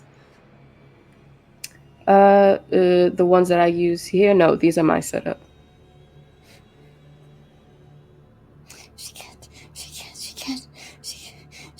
She can't know I'm here.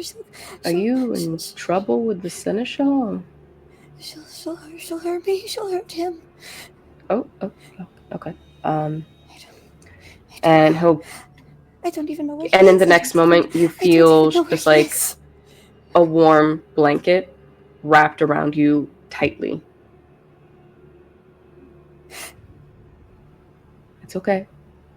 I know we don't breathe, but try to do it physically. Work through the motions. In for 3. Hold. Then out. It's a weird psychosomatic thing. It does still kind of work, especially on younger kindred.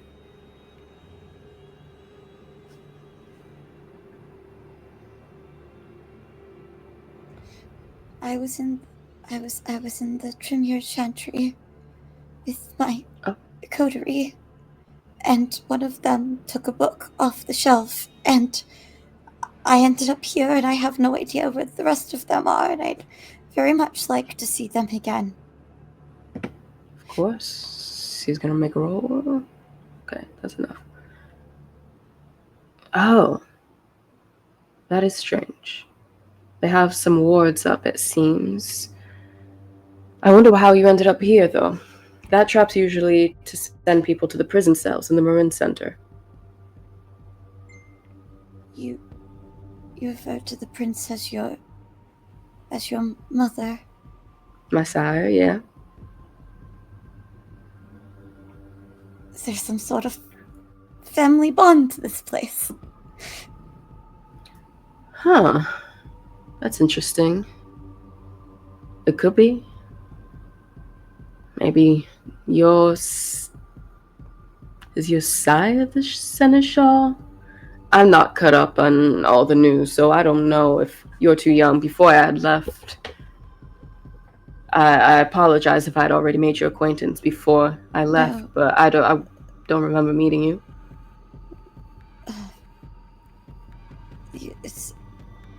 Yes, that is my sire. Well, maybe it tricked the blood sorcery somehow. I know that her blood is definitely in the system, so to speak, to speak in security terms. So that if she trips the trap, it doesn't work on her. And if she put her blood into the system after... This is making a bit more sense to me now. I don't think the healing worked. I didn't do it right. Your instructions were I mean, not to you blame. look better. You don't have as many of the arcane scars. You touched the ward over there, right? That one's pretty nasty. Yes, I did. That's okay. He goes over to close the door. Don't touch that door again, though. If you need to get in there, just let me know so I can open up the door. Doesn't hurt me. But it will keep hurting anyone that touches it. Alright. Okay, well, take a rest. You seem a bit more healed, but a bit more hungry. Take a couple drinks. I'll go scrub your image from the camera feeds. Your side does not need to know that you are here. And tomorrow night, you can heal a bit more, and I can take you back to Montreal. Okay? It doesn't make sense that you're being this nice to me. I'm just me.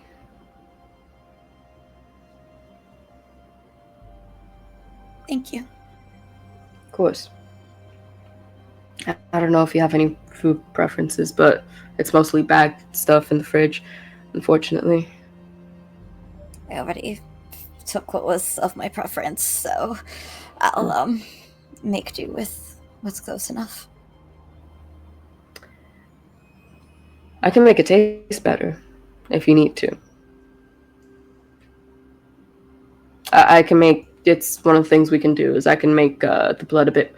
The reason I can use it is I can make it so that the blood is more like fresh human blood, so that it actually, sates the hunger a bit more. Oh, okay. It's a fun trick, useful. Yeah. Just takes a minute to do. Shall we get some magic done? As he stretches, you kind of spend the night healing here, resting. He clears the feeds. He'll let you feed from whatever you need while you're here. He'll say that there's a village nearby if you'd rather something fresh, that there are plenty of animals outside. But we'll move on to the next night. And I think this is where we will go to break. Hello and welcome back to Don't Kill My Character presents Sanguine Scourge. We are picking back up with our Camarilla. Natasha, over to you. Okay. To expedite things a little bit, we move on to the next night, and I already had Kate roll for Mélidine the healing of her second point of aggravated health damage. So you are only down to 1 point of aggravated damage. It did take using some willpower to drink some more blood that wasn't your preferred type, but it's better than nothing. It's better than being very hurt. And now you learned a new skill, how to heal. And we'll also expedite through the long horse trek that takes a few hours down the mountain and through the trails, expertly kind of weaving through paths where there's more likely to be people.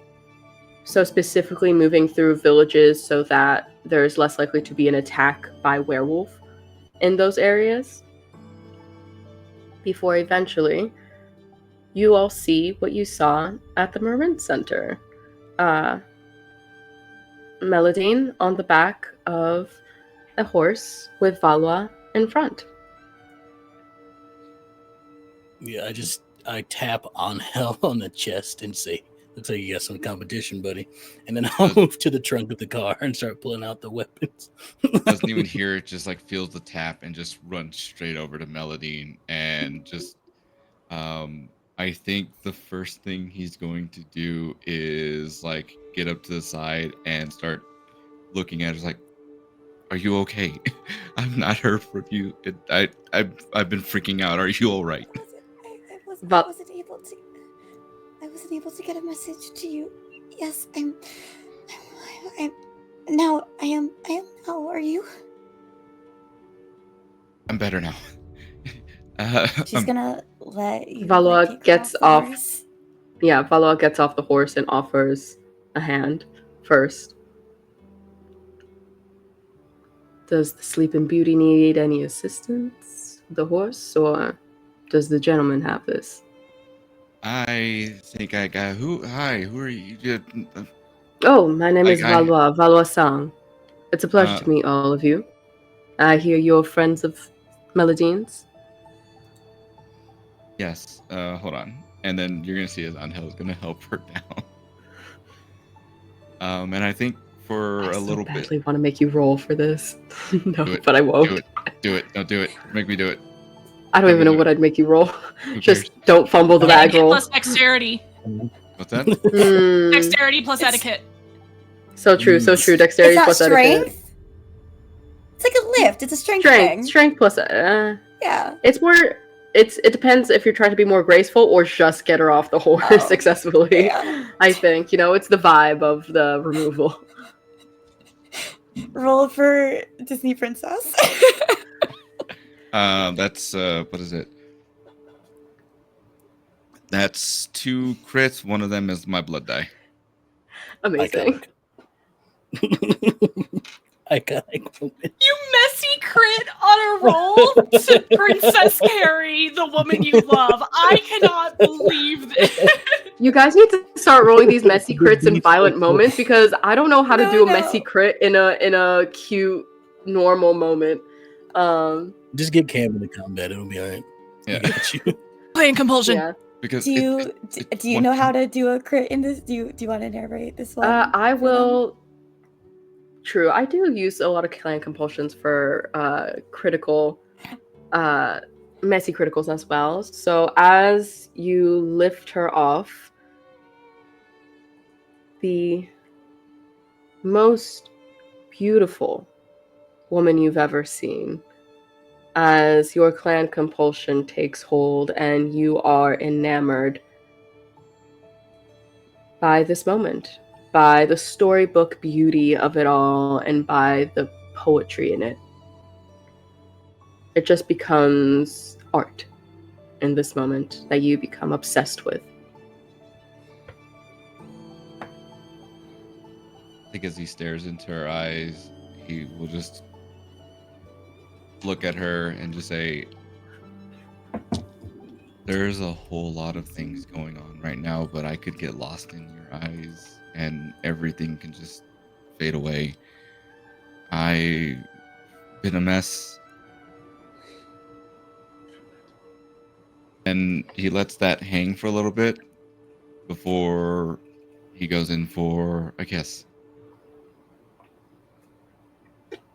And then he'll pull back and he will say, I know we're not supposed to do this in public, but I don't care right now. I've put us in so much worse trouble already. And she's going to grab him and kiss him again.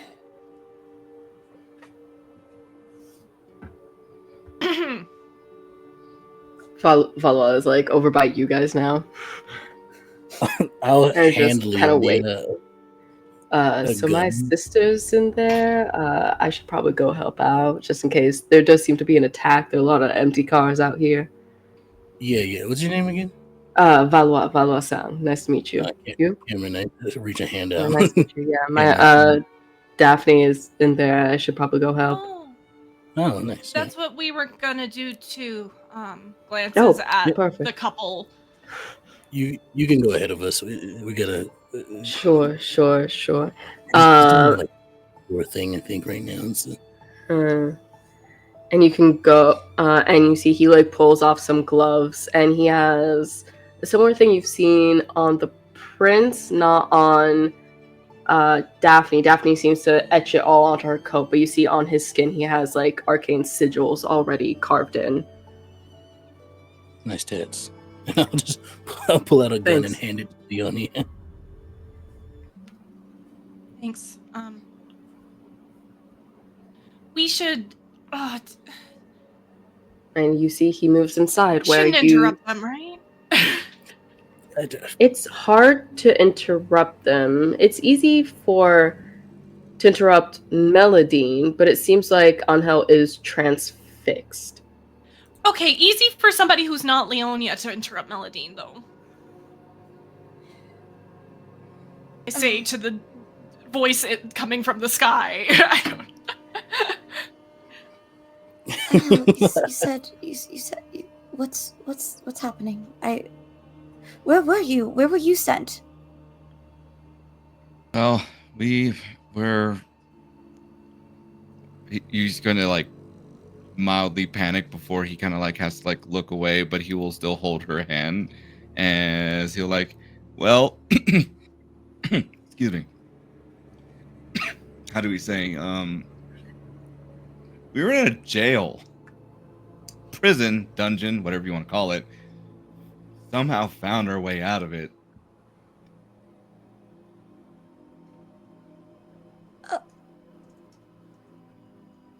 Found some books? Am I missing anything? I'll walk up to the two of them and I will put a gun to Angel's, not like point it, but like place it, like push it onto his chest. Like, sorry, y'all. This is a very heartfelt There's moment. some bushes over there, Angel. The food. Oh, God, that's right. Hold on real quick. We do have the Second Inquisition to handle tonight, so maybe save the, this for later. Not, just not now. The mechanical aspects of this compulsion is any other actions. All you can really do is talk about your obsession, and any other actions receive a 2 dice penalty. This lasts until the object of your obsession is no longer in view. Well, Mélidine doesn't know that. I'm going to. Can we say in view or physical contact? It says no longer perceive the beloved object or the scene ends. So after the scene ends, it'll be over. But or if you just can't see Mélidine. Yeah. So Can I roll a composure and fortitude right now to see how those Sour Patch Kids are? Oh, so fair. And fortitude, you mean stamina? What's that? Can't Do you believe mean this is what you're doing. composure to my and stamina? Disney moment. Yeah, that one. Yeah, okay, go for it. I was about to So say, you I got don't think you have any fortitude? fortitude. You had any for sure, but... You could, yeah. Someone Having could pretty give it to you. It's right princess there. Oh, wait, what? Can I do? No, I can't. No, give it, not No, this fast. It is a much more Yeah. elaborate thing than that. We talked about this. Yes. Okay. No, that's not I think the happening. blood, the whole thing. Yeah. How's the roll? I believe in you. Yeah, that makes fun of Yeah, us. -2 for this. This is crazy. Oh, shit, that's right. All right, so we're just going to keep it to these. All right, so that is going to be a nice 6 and 9. So two successes. You keep it down a little bit longer, but it's starting to come back up. Are you sick? What happened? Excuse me, real quick, and then he's going to like turn and try and keep things down, but it's going to find his way over to the bushes, and then, well, he's going to take care of that, and then come back. I'll step to block the view of Ángel from Mélidine, so she doesn't have to see him like this. Now that Mélodine's not locked in, focused on Ángel and seeing Cam, she freezes again. His eyes are glowing red as he is standing there, and he's just like, hey, he's been eaten. You all right? She doesn't know. Do you actually want me to answer that? Oh, yeah, I haven't told you. Okay, so quick rundown here. I guess before we go in, I've been given the okay to do this. So before I kept it a secret out of protecting myself and my sire, because it's not only my secret, because it's people found out, connect the dots. I am not a Ventrue. I am a Tzimisce. Hello. It's nice to see you. And the other night, I believe you met my sire, who was dressed up as me.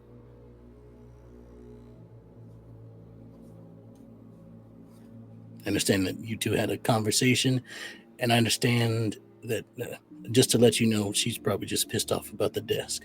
So it was a gift from her, so technically it was hers. So she's probably mad about that because you did break a thing of hers. And yeah. Now that that's cleared up, should we head inside? Yeah, I'm good. Whew. Sorry. Oh, and you've all been invited. Always over for dinner missing at my any talk sire's about place. the sire. As Ángel comes back, it's just, and you've all been invited for dinner at my sire's place. Let's go inside. Hands a gun to Mélidine and keeps no gun for himself. I have my own. You Take two. That's always better. It's true. Angel's gonna pull out his second one. Just dual wield it. As you start to walk in, a couple things happen at once.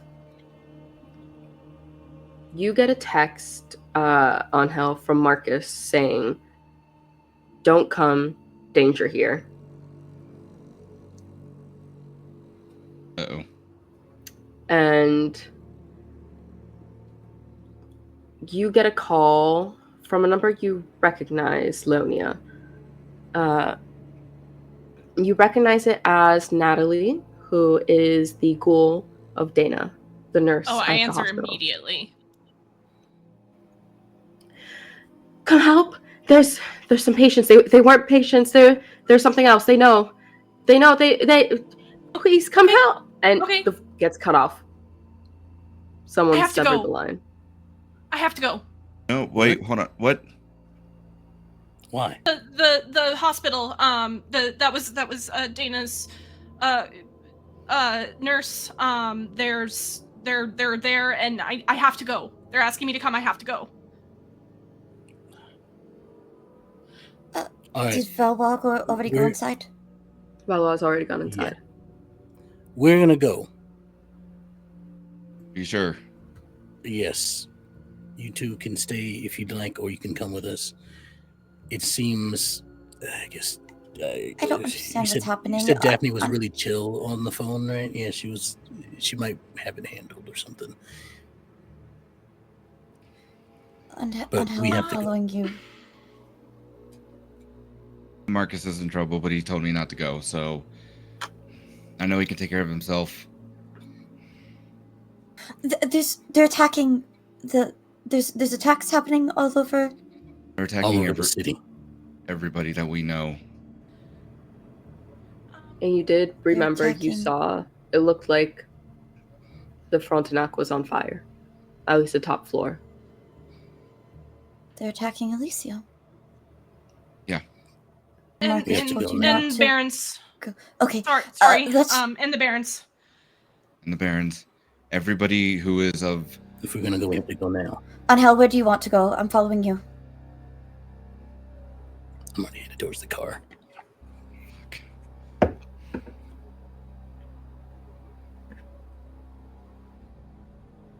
Angel, Marcus told you not to go to Elysium. I said I'd follow you, but I don't want to follow you there. Okay, come on. Let's follow with. We're not going to let them split us up. We will stay with them. We will take down each threat as we find it. You guys hear a gunshot go off in the Marin Center. Okay. It's weird. It has only been the one, despite the amount of cars and vans does make it seem like if they all had guns, there should be at least 20 different shots going off. Before you guys leave, we're here. If we're here at the Chantry, we know the prince is here. Yeah. So what if we just heard that one gunshot? There should be more. What if we can stop it at? What if we can stop it right here, right now? What if we are able to find what if the folks that are leading this charge are up there trying to talk with them, and we're able to stop it at its head? What if? It's a risk, I understand. There's something I could fix by singing really loud. Maybe. We don't have the luxury of time here, quite honestly, it seems like, right, Leonia? I have to go. Then maybe you two go and we try to figure out here how to fix it. Here? Yeah. If you feel like you have to take care of that one, then I can't stop you. But if I can stop it at its source, then fuck it, I will. I don't think I'd be help on that part anyway. I think it'd be more help than what you think, but I respect your decision. We'll see you later. If you take one of those cars, make sure you check it for trackers before you leave. I'm open the door for Leonia before I move around to get in the car. I think right before like they leave or right before Cam gets in, Angel's gonna like yell out, "Hey, we have some plans to talk about tomorrow, so don't make sure I'm able to see you." You got it, buddy. No torpor for any of us. Even you, Mélidine. Be safe. Yeah? Yeah. We're okay. So are we.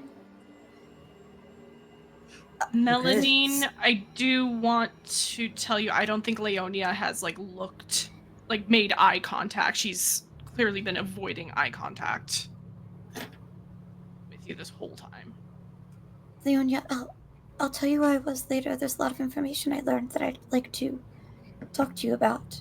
If you're... Do you still have your big designer purse you stole from the wardrobe Yes, with wait, you? here, Leonia, look at... I'm going to send you some pictures, and look at this. Just all of the books in here while you're on your drive. Maybe you can make sense of this, because I don't know. There was a... I was... No. Valua would have asked for his journal back.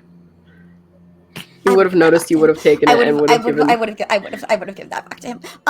I don't know if you can make sense of this. I got it from... I was in a house that belongs to the Prince and Seneschal. That's where I was taken to. I'll tell you more later, but this is there, so don't let anyone catch you with it, and I'm going to send you some pictures of some things I took too. Good luck. I turn and I shove the bag at Cameron without looking at him, unfortunately. I'm so sorry, babe. And I grab Mélidine by the shoulders. Breathe. We both have to breathe. We actually don't. But it helps, I get though. the sense of helps. it. Yes. Okay, You later. helped me make sense of this when I was there, and I think you can make more sense of it yourself now. And I don't know how else to describe it than that, but... Okay. I'm glad you're okay. I'm glad you're okay, too. Let's go. Thank you for holding that. No problem, sweetie. Put it into the car. The two of you get into the car and start to drive off. You are left with a horse, about 5 cars, and the Marin Chantry in front of you. What do you want to do, Ángel? You can take the horse instead of the car if you leave. One thing I need you to promise me is if shit really hits the fan, get out of there. I will create a diversion, and then I will meet back up with you at Visage. Worst case scenario. No, stop. That's my job, isn't it? My job is to sing and make diversions and make sure that no one... In this case, if things go downhill, I will create a diversion. And you get out. I will meet you at Visage. I promise. We always do. I just got you back. I don't want to leave you again. I don't plan on it, but I want to make sure that in case something happens and I didn't anticipate something, we have a plan. So I can't anticipate any of this. We're not my love, we're not going to lose each other tonight. I just want to make sure that you get back to Visage. That's all. Now, Do you know Visage is safe? Is Visage being attacked too? It's okay. Okay. We drove by to make sure. Now, take my hand. Now let's pay a visit to the prince and see what the hell's going on up there and what the hell that gunshot was. Okay. So do you go into the Chantry, or you said Prince? Do you go to the Chateau Frontenac? What is it? They seem to have things. What is it? The Tremere and the Chantry have things pretty under control. Also, Valois is there. He's very capable. Has never seen Valua do anything other than make some blood a little bit better. So capable. Hey, you and I had the conversation. Natasha, about the you horse, were the one who and made him the most capable man on the planet. We can't help this. off Sure, stream, yeah. there was a conversation had on the horse, and we will have to actually record that and release it sometime. Because we knew we wouldn't get to that. You got some competition, buddy. There Watch out. don't need to be competition, baby. Never. Oh, no, I respect it. No, I'm here for it. Yeah. Yeah.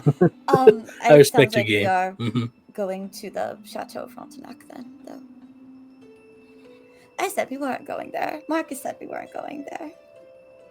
Go there. Okay. So, one group to the chateau, one group to the hospital. Oh goodness, who first? Let's follow our hospital goes first, as you guys will have a bit of a walk unless you take the horse or find a way to hotwire the car. Wait, we're taking Cameron's car. Yeah, No, I'm saying the group going to the chateau.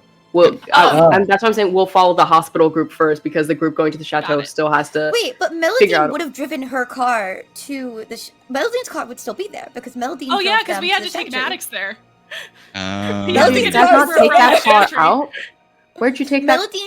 Mélidine drove the group to meet The Maddox, Chantry and before Mélidine we all was the one blacked who out. drove on Hell and Leonia to meet Maddox. No, and but then she you drove guys on left Hell to and go do Leonia. things after that. Did you just leave the car there? Did you not Well, take because it with Cameron you? met us there. That would have been Cameron met us there. Yeah, Melody has Cameron a met car. us there. Oh, Mélidine how was the one who drove fortuitous! on Hell What and Leonia. serendipity! So Mélodine's car is Fate. there.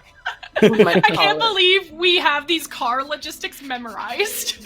Yeah, Hey. watch out. I had Anything to does come not here have to somehow. be in Leonia's Subaru, clearly. I was Mélodine separate from aside, everybody. this is Kate. This is Kate in my family line. It's like you don't understand. Okay. I got I'm a it. very car-focused family. So, car logistics still, are important. I to already us. said it. We'll start with the hospital group first. As you guys drive to the hospital, is there anything you talk about on the way over? Or should we just get there? What should we expect when we get there? I think somebody cut the line. From what they were using the office phone. It was one of her ghouls, who's there as a nurse. They said that some of the patients, presumably the kind ones, were not actually patients that were supposed to be there. And it was an ambush. Seem yeah. dangerous? Yeah, at least to them. Dana's capable, I'm sure, but they aren't getting into this kind of stuff. They're like taking care of people in the actual taking care way and not in the murdering way. So they're not really. So you're saying they're not really. They're not equipped. All right.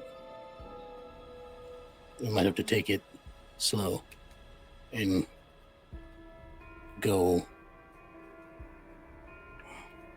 I hate to say it, but we might have to be careful about how we move through. We can't just rush too fast. We can be quiet and careful, right? Yeah. Although I'm not very good at being stealthy, but at least take it room by room. You know where she is? I can make a good guess, probably. I can narrow down the possibilities. Most likely, I mean, probably in her office.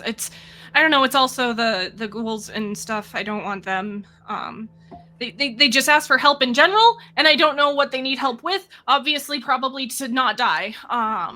But they didn't give me specifics, and the line was cut. So.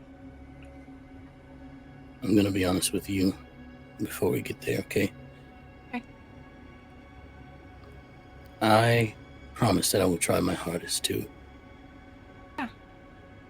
save her. But if it comes down to it, my priority is you, okay? Yeah, they asked for help. They didn't ask for at all costs. I don't want anything to happen to you either. It looked like they were setting things.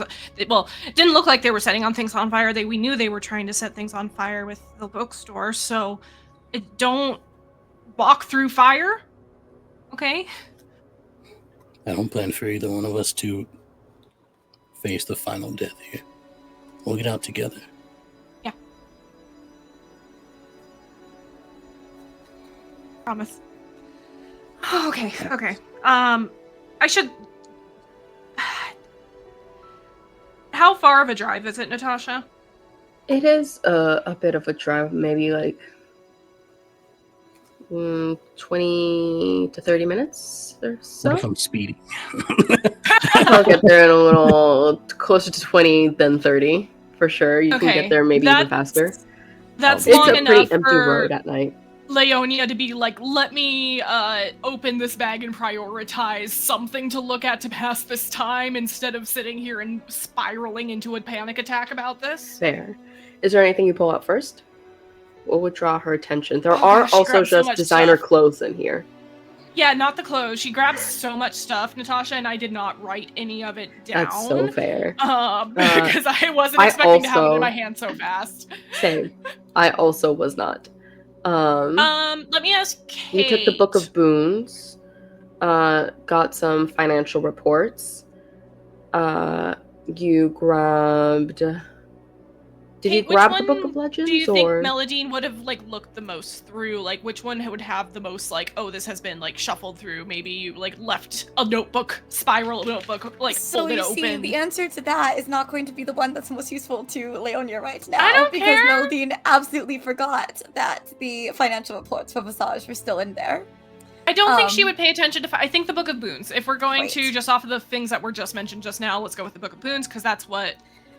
And yeah. I would, yeah. And then she would have sent you she would have sent you the pictures of the magic circle, and she took a picture of that, and I forget what else she didn't take, but she took a picture of. But I know she took a picture of that glyph circle. The notebook on the prince's desk, yeah. But yes, from the pictures you gather, you definitely recognize that it was a warding circle on the floor of the prince's office. You can't tell the strength just by a picture, and also not even a full picture. It's she raised up part of the carpet to get this picture, but you couldn't see the whole thing. And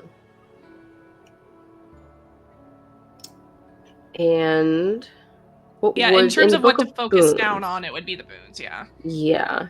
You see a few boons. Like I said, this looks like quarter 1 and 2 report boons, basically. So from a few months ago, and it is signed by Li Mingyu, who is the harpy, of which you may have seen before. They don't really make too much of an appearance unless they're doing the bidding of the prince. And I think that also following the conversation that Mélidine had with Valois on the horse, she would have also mentioned to Leonia, either in text or before she left, that they had eyes on Montreal. Okay. Yeah, I think that was the other thing you took pictures of. And the shipments, the train shipments and Montreal. Yeah, you took pictures, I think, of also some of the computer stuff. That it looks like there's a lot of attention to Montreal at this bungalow, both from Valois as well as the prince and seneschal. Watching another city. The prince's domain is only the city, right? It's not. The prince's domain. This particular prince is only the city. You would know enough about the Camarilla that the prince for Ontario is all of Ontario. Okay. But that is a rarity. Usually a prince is a prince of a city. I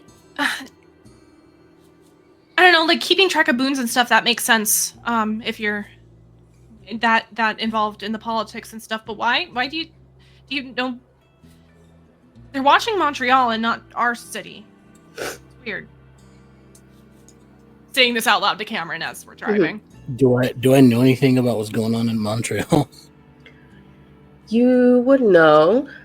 The things you definitely would know without any rules or anything is that's where a lot of the Anarchs came from because of growing Sabbat presence in Montreal, and that Montreal, according from what Lucia has told you, is basically considered Sabbat territory at this point. That the Anarchs fully lost control of Montreal. Yeah, nothing besides that. It's Anarchs used to stay there, but now it's Sabbat, which is where my clan used to be, and since then, most of them have switched to being Anarchs or whatever. But maybe they're just like watching to see like if people are coming into town, but that doesn't explain the shipments. Do you think it's related to tonight? The Sabbat working with humans doesn't seem likely. They'd more likely kill them all and put them on display in public because they kind of don't care about stuff. What if it was an excuse to be able to do that? Oh, I guess if they don't. Yeah, so they just kind of live life free. I don't know, my sires told me a little bit about it, but it's like, I mean, they could be planning something. I do know they have like a weird thing. I don't quite remember. Something about a war. Probably. I mean, if it's anything related, they're probably just using the kindness tools to make more chaos, so whatever they want to do that's probably if it is probably the prince wants to use Sabbat. Sorry, I'm not following. No, that's weird.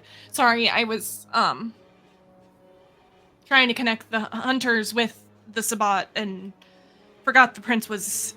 Is the prince involved With these hunters? I doubt it. I doubt it. They wouldn't be. Something wrong.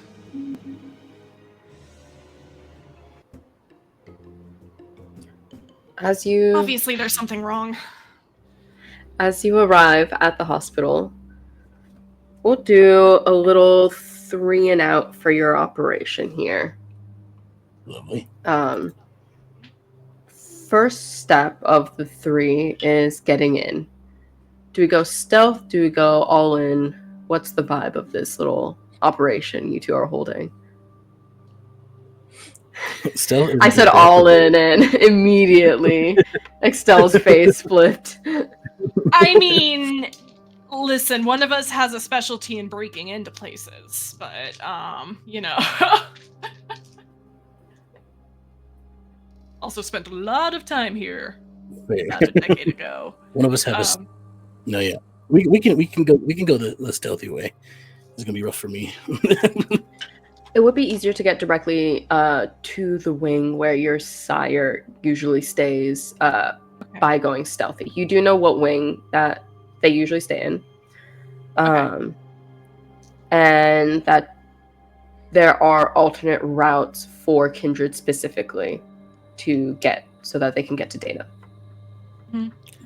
I think like any psychiatric hospital, there are guards for other wings, so you might have to deal with guards if you go through a direct route. Yeah. As we pull up, Leonia immediately does not. I don't think she even really says anything to Cameron. She just. I imagine he probably insists on opening the door for her. Who he is as a person. Always, yeah. She will, still not letting go of his hand that was offered to, like, get up out of the car, just start going in the direction of that passage. It's going to be a little bit easier to get in this way. It's kind of through the back way, and we don't have to deal with any of the hospital security if the security is still there and not dead, because the security might be dead, but either way, it's going to be better to go this way, I think, because if they were posing as human patients, then they wouldn't know about this. Okay. Sounds good. Lead the way. Never letting Okay. go of your hand. Unless inconvenient for breaking in. So as you two go in, please describe, yes, what actions you two take for this initial roll. How do you lead in? Would you like to just do full stealth, Dex plus larceny for this? What I was hoping was to do Dex plus stealth with my break-in specialty. Will do. Assuming like the door is locked. I imagine they usually have somebody meet. Like if Yeah. they, a kindred is coming in through this entrance, Yeah. they probably have somebody meet them there, so it might be. Dana locked, usually that kind knows of when thing. anyone is showing up anyway, so. True, 100%. So yeah, I'm hoping to roll Dex plus stealth with break-in. Okay, and then would you just like to assist to give extra dice on this, Extell, or would Yeah, Cameron like to do something else? Well, I think the way Cameron helps is by doing what he's better at, which is probably keeping an eye out or listening in, or just trying to do his best to sense if there's anyone around, just anyone, even if it is like an ally, so to speak. He wants to know if there are people around the spot where we're going to be going in. Roll a wits plus awareness for your first round. Lovely. Let me know what you two get. And do I add anything for him assisting, or am I just doing the 7? No, this will be just another roll, and it'll be a total. 7 is plenty. You're working with a lot. I got 5. I got a crit. Not messy. Crazy. 5 successes. Beautiful. Okay. 1, 2, 3, 4, 5 as well. Wow. Cute. As you two both succeed, that is plenty. As you very quickly are able to unlatch the door that you usually go through. It was kind of an old service entry when this place used to be more of a... It was an older entrance from the old wing when it used to be called the Lunatic Asylum, before it became what it is today. And you're able to move through these stone halls. On 5, you don't hear anyone on the outside, at least. Let's see, on 5, this close, as you're moving through, I'll say you might hear a cry out, but that's it. It seems like they might be working like a cry out in pain. Gotcha. All right, yeah. There's no immediate danger. I don't do anything about it. Nothing around you guys specifically. Yeah. Oh, gotcha. Yeah. But as you move through, you eventually get into the proper wing of where you're supposed to be, and that's where you start to see there's one room open on your right where you see someone has already been staked and is starting to slowly decompose. And a little bit ahead of you, you see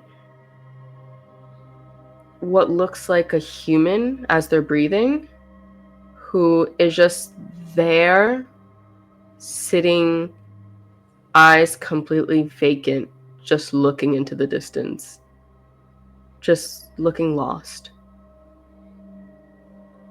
It's Malkavian stuff. Yeah, we're good. But there's that kindred who's staked is final death. That's what that is, right? Mm-hmm. Yeah, they're already starting to decompose. Okay. I will take that stake. I will take it with me, just in case I pocket it. Mm-hmm. Smart. As you keep moving forward, you run into the first two kind of exiting another chamber, as you see someone else had been staked in here. And you run into two hunters on the way out. They see you two and immediately will try to throw stakes at each of you and Oh pull out boy. knives. Great. So Wonderful. for our second round, let's roll some combat rolls for each of you. I how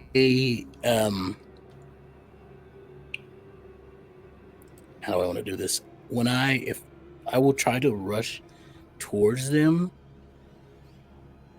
and I'm going to try to fleshcraft their mouths closed. Okay. Roll. Love that. First, we'll do an a hand extra of- little roll for you then. Let's do a strength plus brawl versus theirs. Oh yeah, maybe I should have took my specialty against all mortals instead of kindred. I always roll so good for enemies. Oh no. They rolled 5 successes. What's great Tasha, about you why? not doing that is you are one of the storytellers. Like, you knew full well what this would be. And so I love you. I love you making that choice. The rolling for them, I have to. I have to give them No, a like, chance. For Cam, like, not for taking it against kindred, not humans. Yeah, it's okay. Listen, I'm gonna rouse the blood for this if that's all right. Yeah. That's a success. So I don't get hungrier, thank goodness. Hello, 2 extra die. That's 9 dice I'm rolling. Is it gonna be okay? Everything's gonna be fine. He only had 6 dice to roll. He rolled 5 out of 6 successes. I'm using willpower. Okay. How many does that leave you with? Last one? No. Oh no! Okay, that's also 5 successes for me too. Okay. Well, it's still, as the human, he isn't able to, he submits eventually to this brawl, and you're able to pin him down, and you start working your fleshcraft, which will take the full turn. So while you are doing that, what does Leonia do? I think she's just in, like, dart through and around and get the fuck through here rather than actively attacking mode. She wouldn't want to go so far that Cameron is fully left behind and not accessible to her if she needs to. But she is truly like, let me just get on the other side of this guy first. Yeah. So roll a dex plus athletics. Okay. I'm gonna rouse the blood on this. At my hunger, maybe I shouldn't, but I'm going to. Okay, that's a success. Amazing. Okay, so where's that 3? Okay, that's not. It could be worse. That's 3. Okay. 3 out of 5. That's pretty average. And it's actually pretty dark in here. So you do succeed on that as they the second one tries to reach out to grab at you, but there are no lights on. It's fully, all the electricity, it seems, has been turned off to this wing. Once they've lost sight of me and I am out of, if they were to like flail around and wave their arms around range, perfectly still, the Cloak of Shadows. Cloak of Shadows, yeah. So roll your flesh crafting roll. Would you please? I'll do a rounds check for this. Okay. That's a You failure. do. I'm at 3 hungry. Love to see it. Living on the edge. And I'll roll stamina plus resolve. It's 3 and... Okay. Okay, cool beans. Here we go. Whew. That's a big old 1 success. 1 success. Okay. Yeah. As you move, versus me. you're able to... Oh, what were you going to say? I think it's contested, but I don't know if they're It is unwilling. contested. He rolled 4 successes. Oh, lovely, yeah. I don't even think he rolled 4. I think he rolled 3, but still. More than 1. That's all he needed. And describe this kind of like successful pin, but unsuccessful. Like, why does this not work in the moment? I think he's still new to using the power, so it's still like using it in such an intense situation probably is not boding well for him, because he was going for both of them but only got one, and now he's worried about Leonia, so he pins the one down but looks back as he's still trying to the guys seem to have flailed towards Leonia, but is more concerned about the kindred right in front of them than the kindred that they can't reach, so he doesn't seem to be going for her. That's good. Yeah. Can I try and shoot one of them? I know I'm hidden for a bit. So no, you get. I know that's gonna reveal me, but hey, but that means you get the extra couple 6 auto successes on that by being stealth, because they can't evade you. Oh, I didn't even know that was a thing. Great. You do get some stealth extras for stealth, yeah. Bonuses, yeah. It's great stuff. Okay, sick. What do I roll? You can roll resolve or dexterity plus what's the gun one called? Firearms, thank you. The gun so one. Just we my all dex, know then, it. is what I'm hearing. Well, you can do either dex or resolve. Okay. My resolve is worse, so it's going to be dex. Okay. That is 2 successes. 2 successes is enough to get an initial hit on this guy for sure. Especially coming from stealth, he has no chance to roll against it. And he takes those 2 points and immediately goes to cover. As for this is aggravated health for him. This isn't superficial like it is for you guys. And he kind of goes down and starts kind of wincing at you. Seem to have got him in the collar area. There she is. As for your third round here, what do you guys do? Do you continue fighting, or do you move on to try and find Dana? Do they seem like they're in a position to follow us, correct? You didn't really hurt the one that got pinned by you. So there's one actively getting pinned by you, so he can't really do much. And the other one is just got shot. So he's not having a great day. But he could still get up, technically.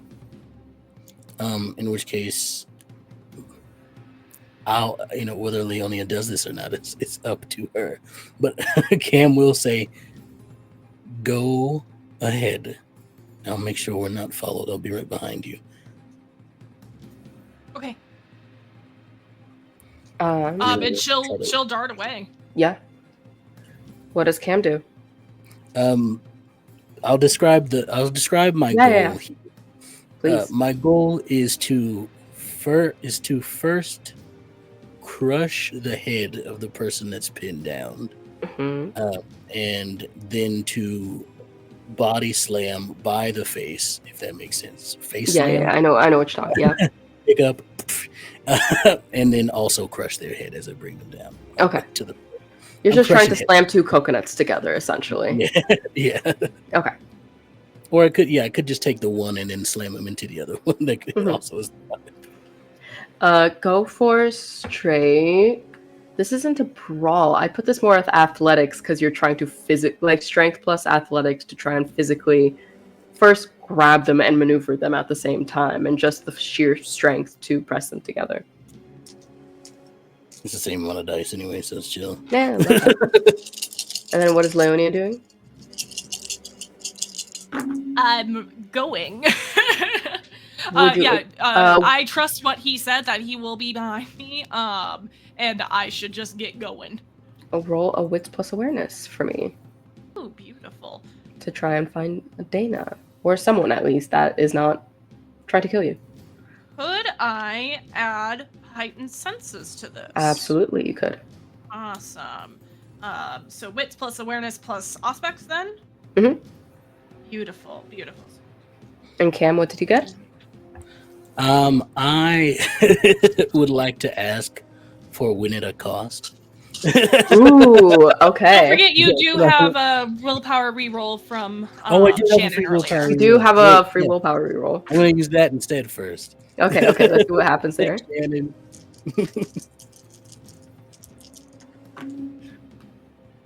Yeah, win at a cost would be really nice if I could. Okay. Okay, win at a cost. This one's always fun. You grab both of their heads, and as you're going to slam one into the other or slam both together, whichever one you choose, one is able to not successfully, but he grabs his own stake and is able to start pressing it into you as you take this will be half, because 5 half to 2 points of superficial damage. Thank goodness, yeah. It is one of those things where it's either one of us is gonna go first. Yeah,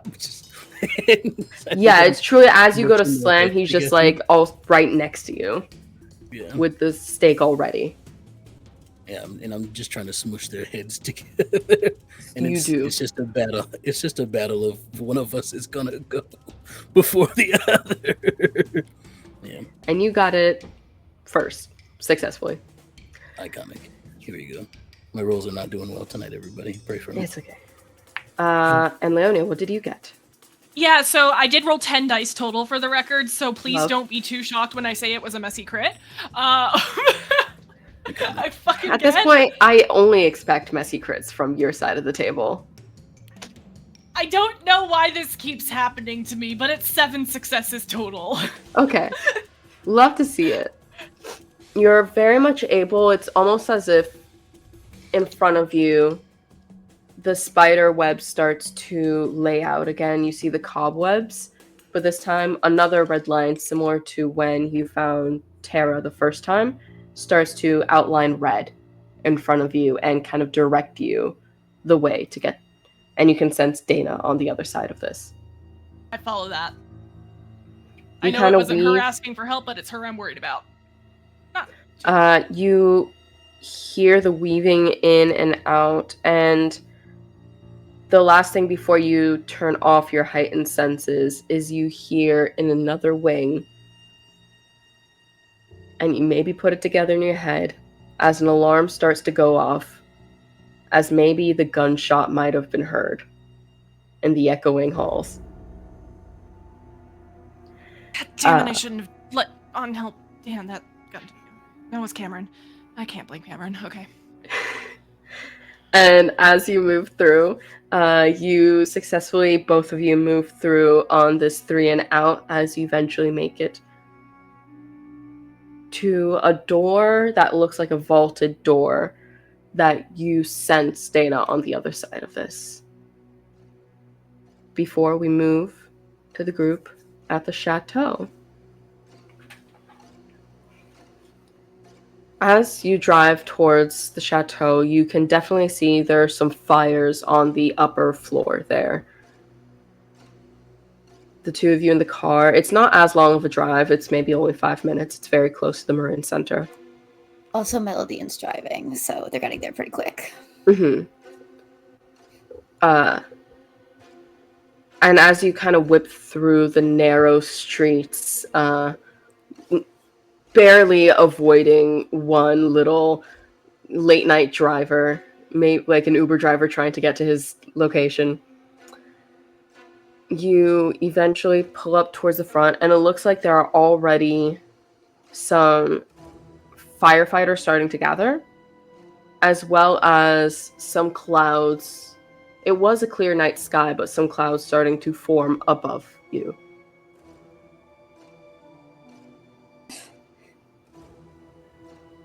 And how that's...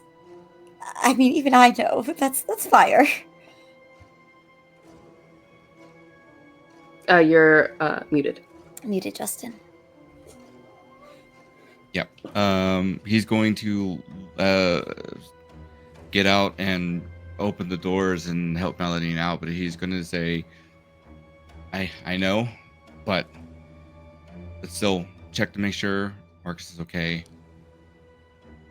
And then let's see. Let's check some of the other offices. See if your boss is there. The thing I need you to do. Why do you want to? Why do you want to? Why do you want to go there?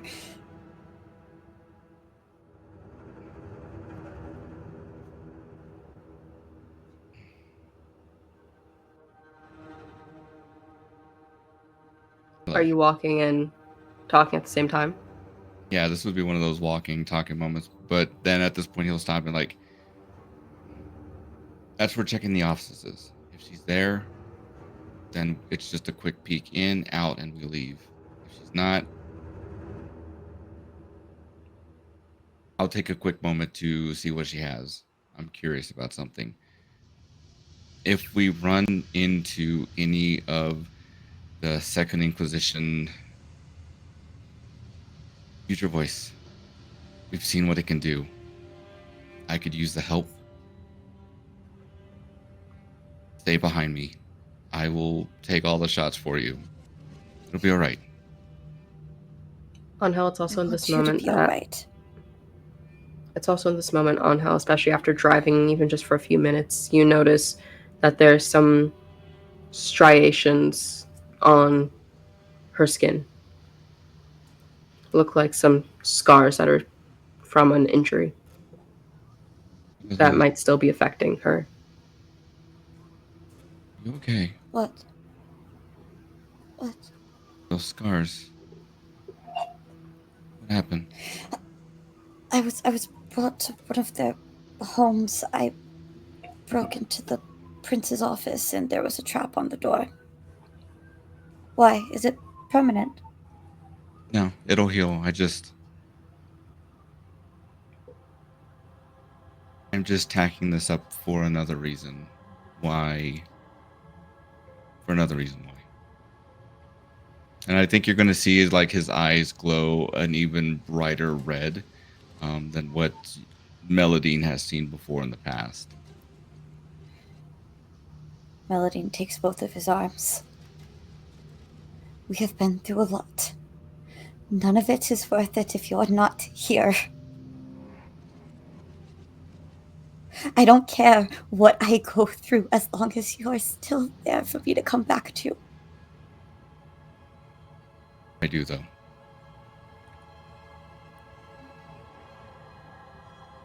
We'll be all right. We'll make it through, and we'll get home. Always. I will not even make you roll as a few firefighters partway up the Frontenac try to stop you. As you are Toreador and Ventrue, easily you can use any of your abilities to get past any mortal.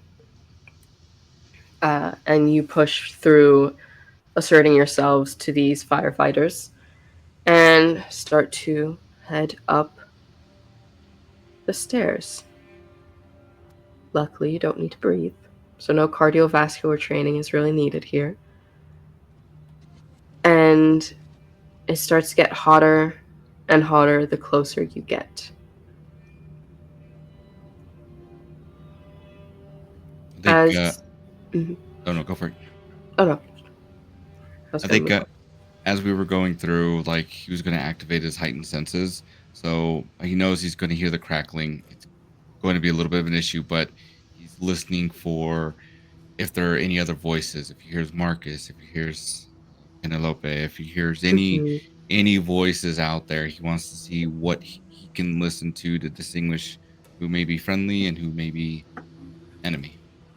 Roll a wits plus awareness plus aspects. Can I help at all by also listening? I mean, Mélidine is just hyper aware in this building. You can't really help him for a perception roll per se, but you can make one yourself if you'd like. Sure. This is wits and awareness? Mm-hmm. Okay. Go. Roll the dice. 2 successes. 2 successes.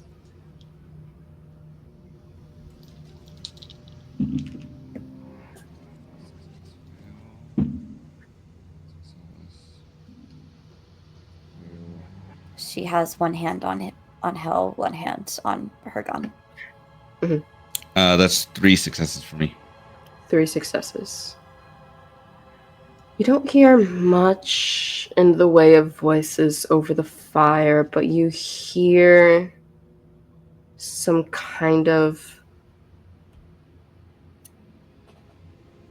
insect, like just like a screech, a high trill, as well as a couple guns going off.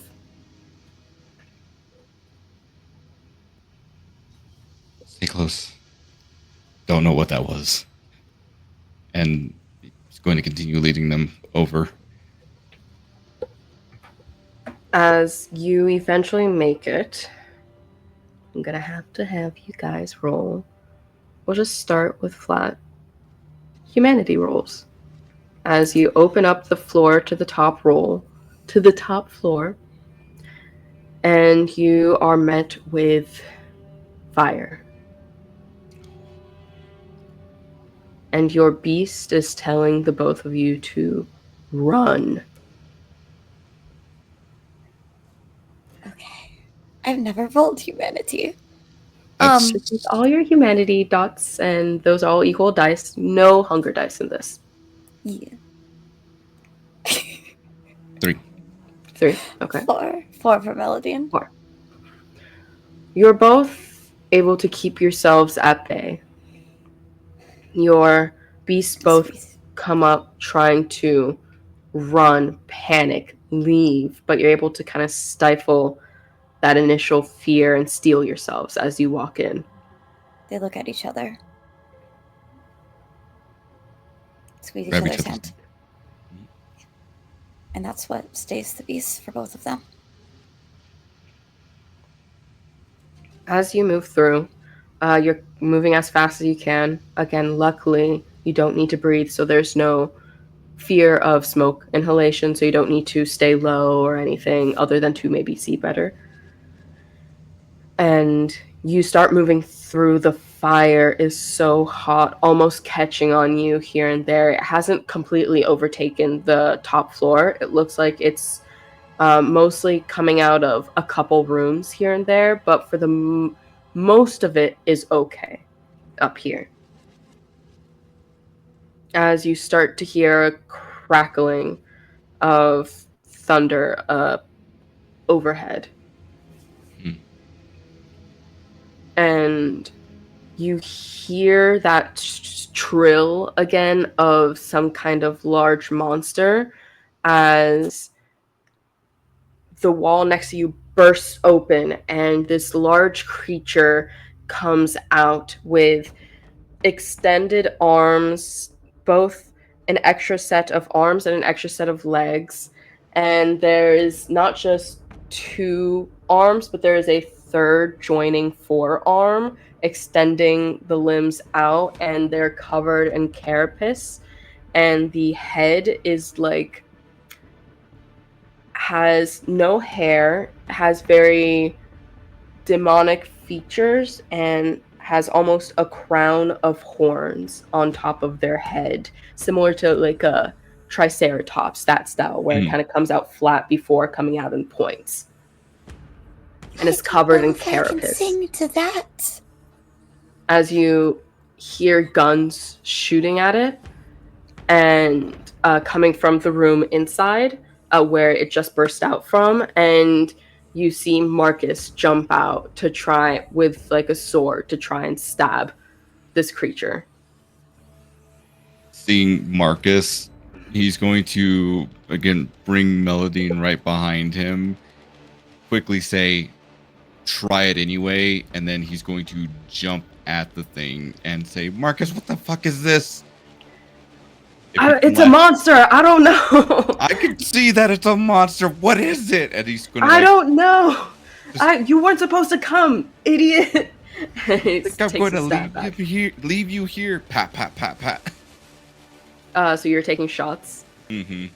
Okay, so roll your dexterity plus firearm. We can see Extell again. Kind of. Keeps going in and out. I don't know. Yeah. I don't know what's doing this. 3 successes. 3 successes, okay. It doesn't seem to affect the creature much. As it writhes out and slashes at Marcus above.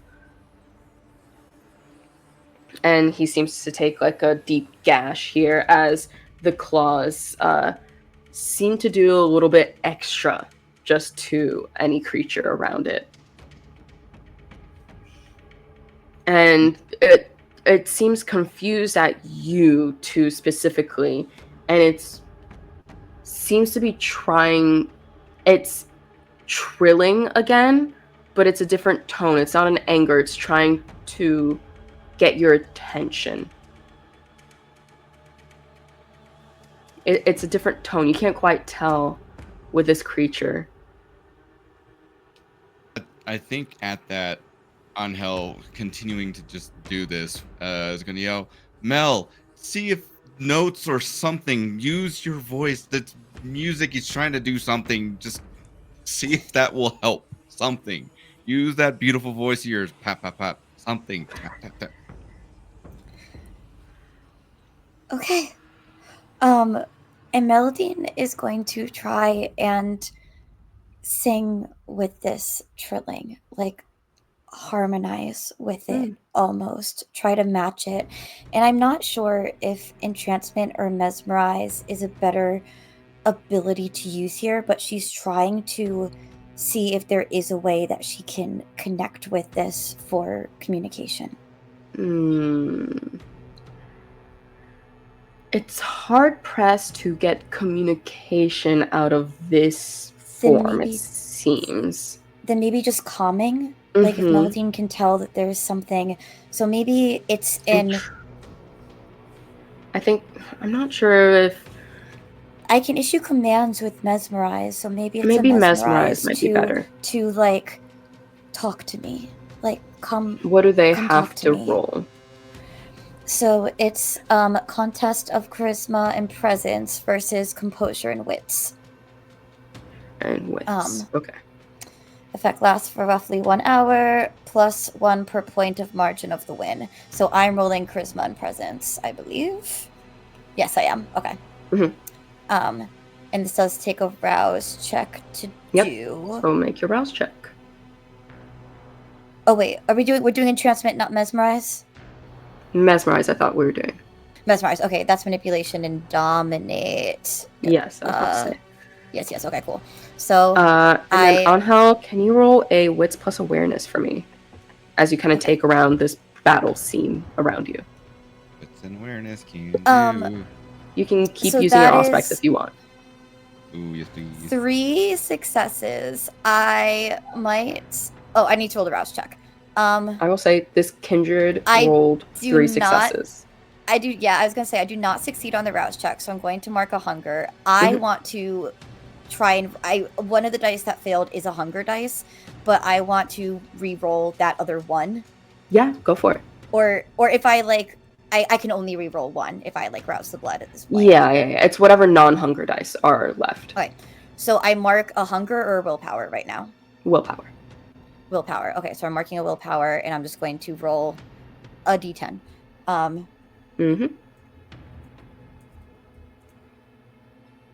It rolled a d100. I don't want that. Roll a d10. This is a 5. Is that enough? That is not a success, but either way, the tie or actually, this is interesting.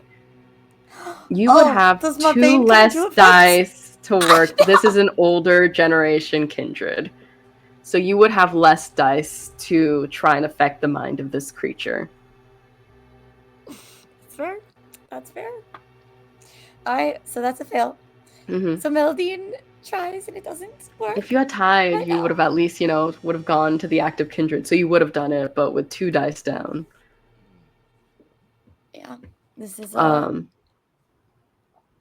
as this creature writhes, but seemingly on how this helps you, the creature knocks you off and keeps trying to attack Marcus. As you see the shooters seem to be human coming from the room.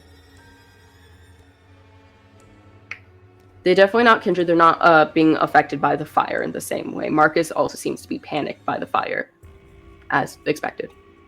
Marcus is being attacked. We're not. Humans are there. The humans are not doing anything, or are they just... They're firing at the monster also. Oh, okay. I think Angel's gonna like take a... It's gonna take a moment and actually like take that in, because that's... I got knocked off and I understand that, but it's still continuing to go after Marcus. Why? Why? And as this fighting continues, another kindred seems to have burst out of the room. You see Robert coming out and taking like a shot at the humans and trying to fire at them before they fire back at Robert, and he's limping. He seems really injured as well. That probably knock me out of my stupor, and I'll probably yell. I'll probably start shooting at them and say, and ask, what is it? I'll probably just start shooting, and probably tell Mel to take cover. Mm-hmm. You also have a gun if you want to try. Yeah.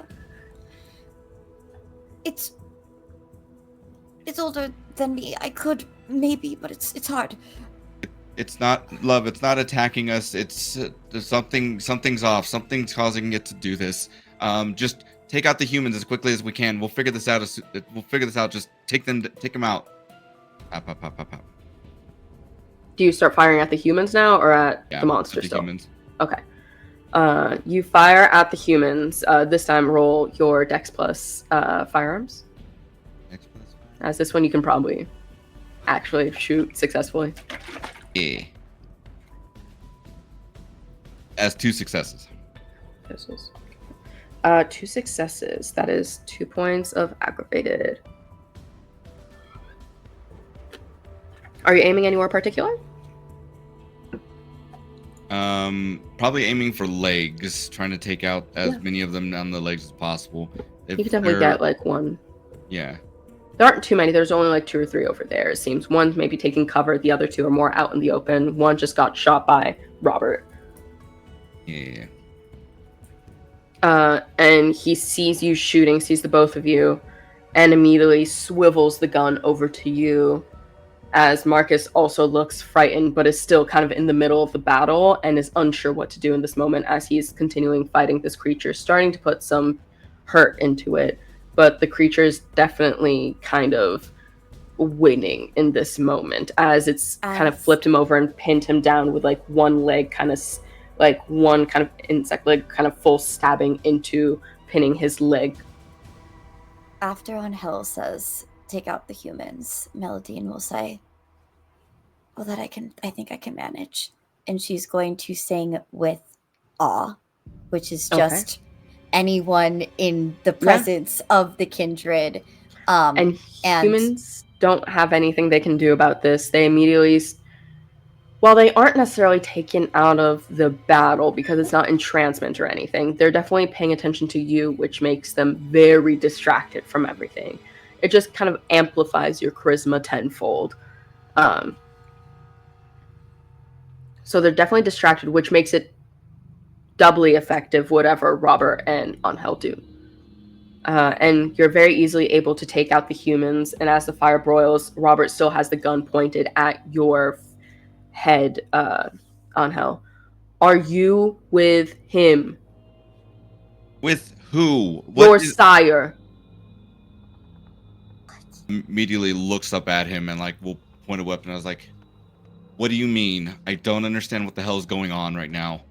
Point a weapon at Robert or at Marcus? At Robert. At Robert. And I'm really lost right now.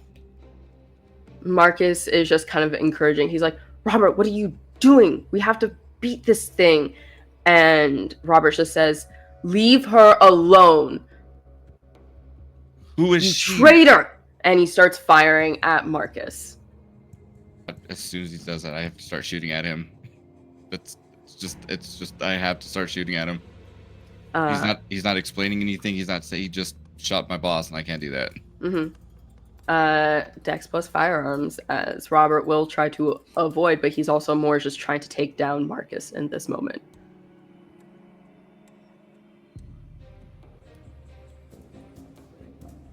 That is 5 successes with a, what is it? Yeah, with a skull on the blood die, and that's actually Okay, that's fine. That's a full on, like, all of my dice full success. Amazing. As you fire, you lay into him, and he, Robert just like winces and says, "You take Marcus down. Prove your loyalty to the Camarilla here and now, and maybe I don't kill you." Explain what is going on so I can figure out what needs to get done. You're not saying anything to me. You're just saying to do this. That's my sire. You're telling me to choose whether or not I should kill my own father. Give me more reason why I should. And he doesn't really have much other than they're kind of in the middle of a fight, and Marcus is starting to kind of like grabs out a gun at the same time and is trying to like fight both off as he's trying to escape. It looks like he blinks out using rapid speed to escape the room, and Robert says, "Fuck, he's gonna get away," and starts running after him, and you see him kind of like do these huge leaps as he like jumps off of one wall and starts to follow the direction that he went. Angel's going to get up and begin to start moving but he's gonna take a step and just stop himself, and then look up and kind of take in the scene briefly before he looks back, and he says to Mel, "I don't know what's going on here. We need to go. Fuck this. There's a lot of questions, and I don't think we're gonna get those answers right now. Let's just get out of this building. You're definitely able to wrap up, take care of all the humans that are left, and you hear a glass shatter as you're starting to leave again in a distant location. While we were clearing out the humans, real quick, if I can just check pockets, I'm wanting to see what all I can piece together, because Ángel is lost and he needs to know as much as he can. You see, did the Camarilla Coterie, when they're with the Anarchs, also see the little badges that they had? No. This isn't ringing a bell to me, and you know I'm feral about this kind of stuff. So Okay, probably. I might be thinking of something else then. It's okay. I'm in maybe. Yeah, the ones that attacked Okay. the ones that attacked the Anarch during Anarch session did not. They were wearing like gear, but they did not have on any identifiers. Okay. You find weapons on them. You find stakes, and you find like flashbangs, UV lights. But you need to get out of here. I'm gonna grab the UV lights and a couple stakes and take them with me. If Robert pops back up again, They're out. They're on a chase, and as you're kind of walking out, you hear a voice cry out behind you guys. Wait! And you see the monsters like shrinking down, and you see it turn back into the form of a woman with light curled blonde hair that's so messy now. Did have nice makeup, is kind of wearing an open pantsuit, like of an emerald green in nature that's also scuffed up and kind of ruined at this point. Help. As she's starting to get up. Please. Ángel, Mélidine, You know Cameron. And she starts walking towards you guys. Who are you? I am his sire. I'll explain everything to you once we get out. Grasping, like squeezing Angel's hand in terror. But we have to get out now. I've summoned a storm. It should start raining soon. He's going to look over to Mélidine real quick. Are you okay with this? We're being told we're being given instructions by a sire. We have to do it. By a primogen, by a words.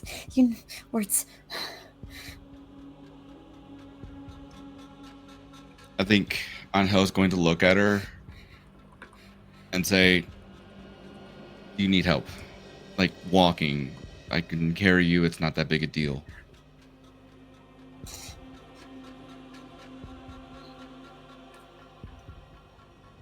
This woman is moving past you guys. She's like, she's trying to make sure you guys get out. We thought she needed our help. Okay. Yeah. She's like limping. She would appreciate help to move, but she can move under her own power. Mm-hmm. But she's like, we have to go. Let's go. It's not safe. As she kind of walks on by, Angel will hand Mélidine a steak, and then will mouth to her. Mouth to Mélidine, if she does anything, right through the heart. And then we'll go to her side and just kind of like keep her to where she's facing straight, and get out of there as quickly as they can. Okay. And as you exit into the night, and rain starts to fall from the sky, helping the firefighters in their efforts to put out said fire, that is where we will wrap up our vampire story. Oh my goodness. Thank you all for being here tonight for Sanguine Scourge Chapter 15. I'll get the title from Natasha later. With our Camarilla Coterie, our first time back all together since Chapter 9. Oh my goodness, I'll take a sip of this in a moment. So long ago. Yep, it's our first time all on screen together, and we were like all together for maybe 5 minutes in game.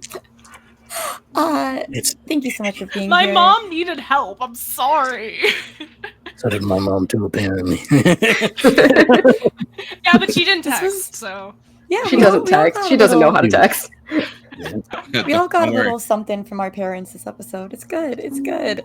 Speaking of getting something good, thank you, Soundcraft, for gifting us a premium subscription to your music bot that we've been using throughout the stream.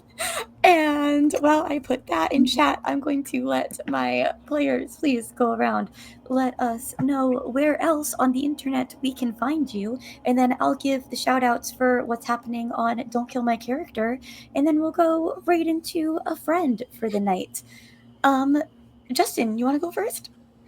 Yeah, sure. How's it going, everybody? Thank you for tuning into the wild episode of Sanguine Scourge. I am GM Justin. You can find me on all my socials at Forever GM Justin. You can also find me over at Roll D5, where we specialize in playing indie TTRPGs. I got thoughts, and yeah, this was an amazing episode. Thank you guys so much. And I'll kick this over to Leonia. Hi, I'm Rosie. I use she, her pronouns, and I was just playing Leonia Rodich, who also uses she, her pronouns. You can find me on all my social media at Rosatyrs, ROSATYRS, like Rosie and the little goat folk, and you smoosh them together and get Rosatyrs. You can find me on the Tabletop Tailspinners Network, where I play Sage in Magnificence, a Dungeons & Dragons 5th edition dark fantasy horror podcast. Sage is a wizard, she's a bitch, and I love her. Otherwise, I kind of bounce all over the place. Recently, this past Monday, we put up a new episode of Game Master Monday, our Halloween special for the year, where we played Nighthawks, a game about lonely people being in the same place together.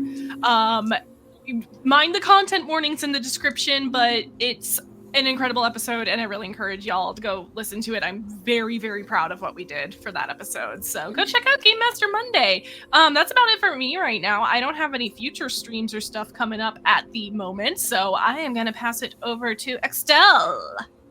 Hello, that is I. I am Extell, maybe. Anyway, tonight I have played Cameron Stillwater, your resident Tzimisce, who loves trying to use abilities that he doesn't have the hang of in combat. Sometimes it works. You gotta gamble. Yeah, now, you did that with flesh crafting, He's a but I gamble did that with shooting a gun. So we're in this together, truly. Wow, Camonia for real. So you can find me at Extra the King on all the socials. You can also catch me at Tales from the Table Studios, or I'm the social media manager there. I got a lot of stuff coming up, which I won't list because my brain is braining, and because there was a lot of stuff that happened. So you can just check it out on all the socials. And you can catch me on Start Playing if you want me to storytell some vampire for you, or some werewolf. I have some spots left at the werewolf table too. So. You know, if you need to play some vampire, if you're looking for it, come on by. I got you. I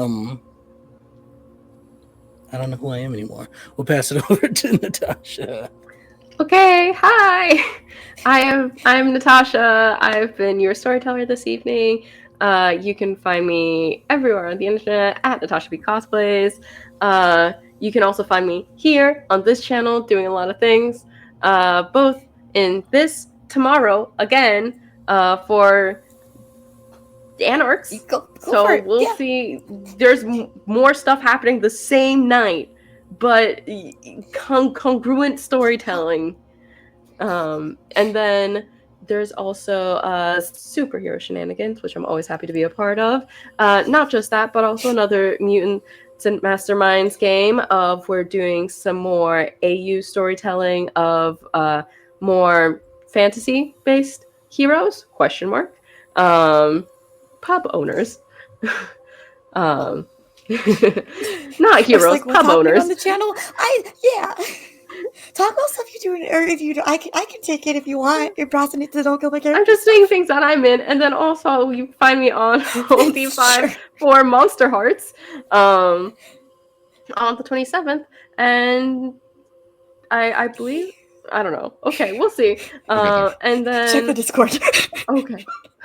And then for December, the Ultra Fighting Teen Heroes, our one shot will be airing on Queer XP for their podcast, and I'm very excited for that. I had a lot of fun being Pink Ranger. I love that. Oh my gosh, very cool. Hi, I am Kate, aka Kate the Great Cosplays. You can find me on the interwebs under that name.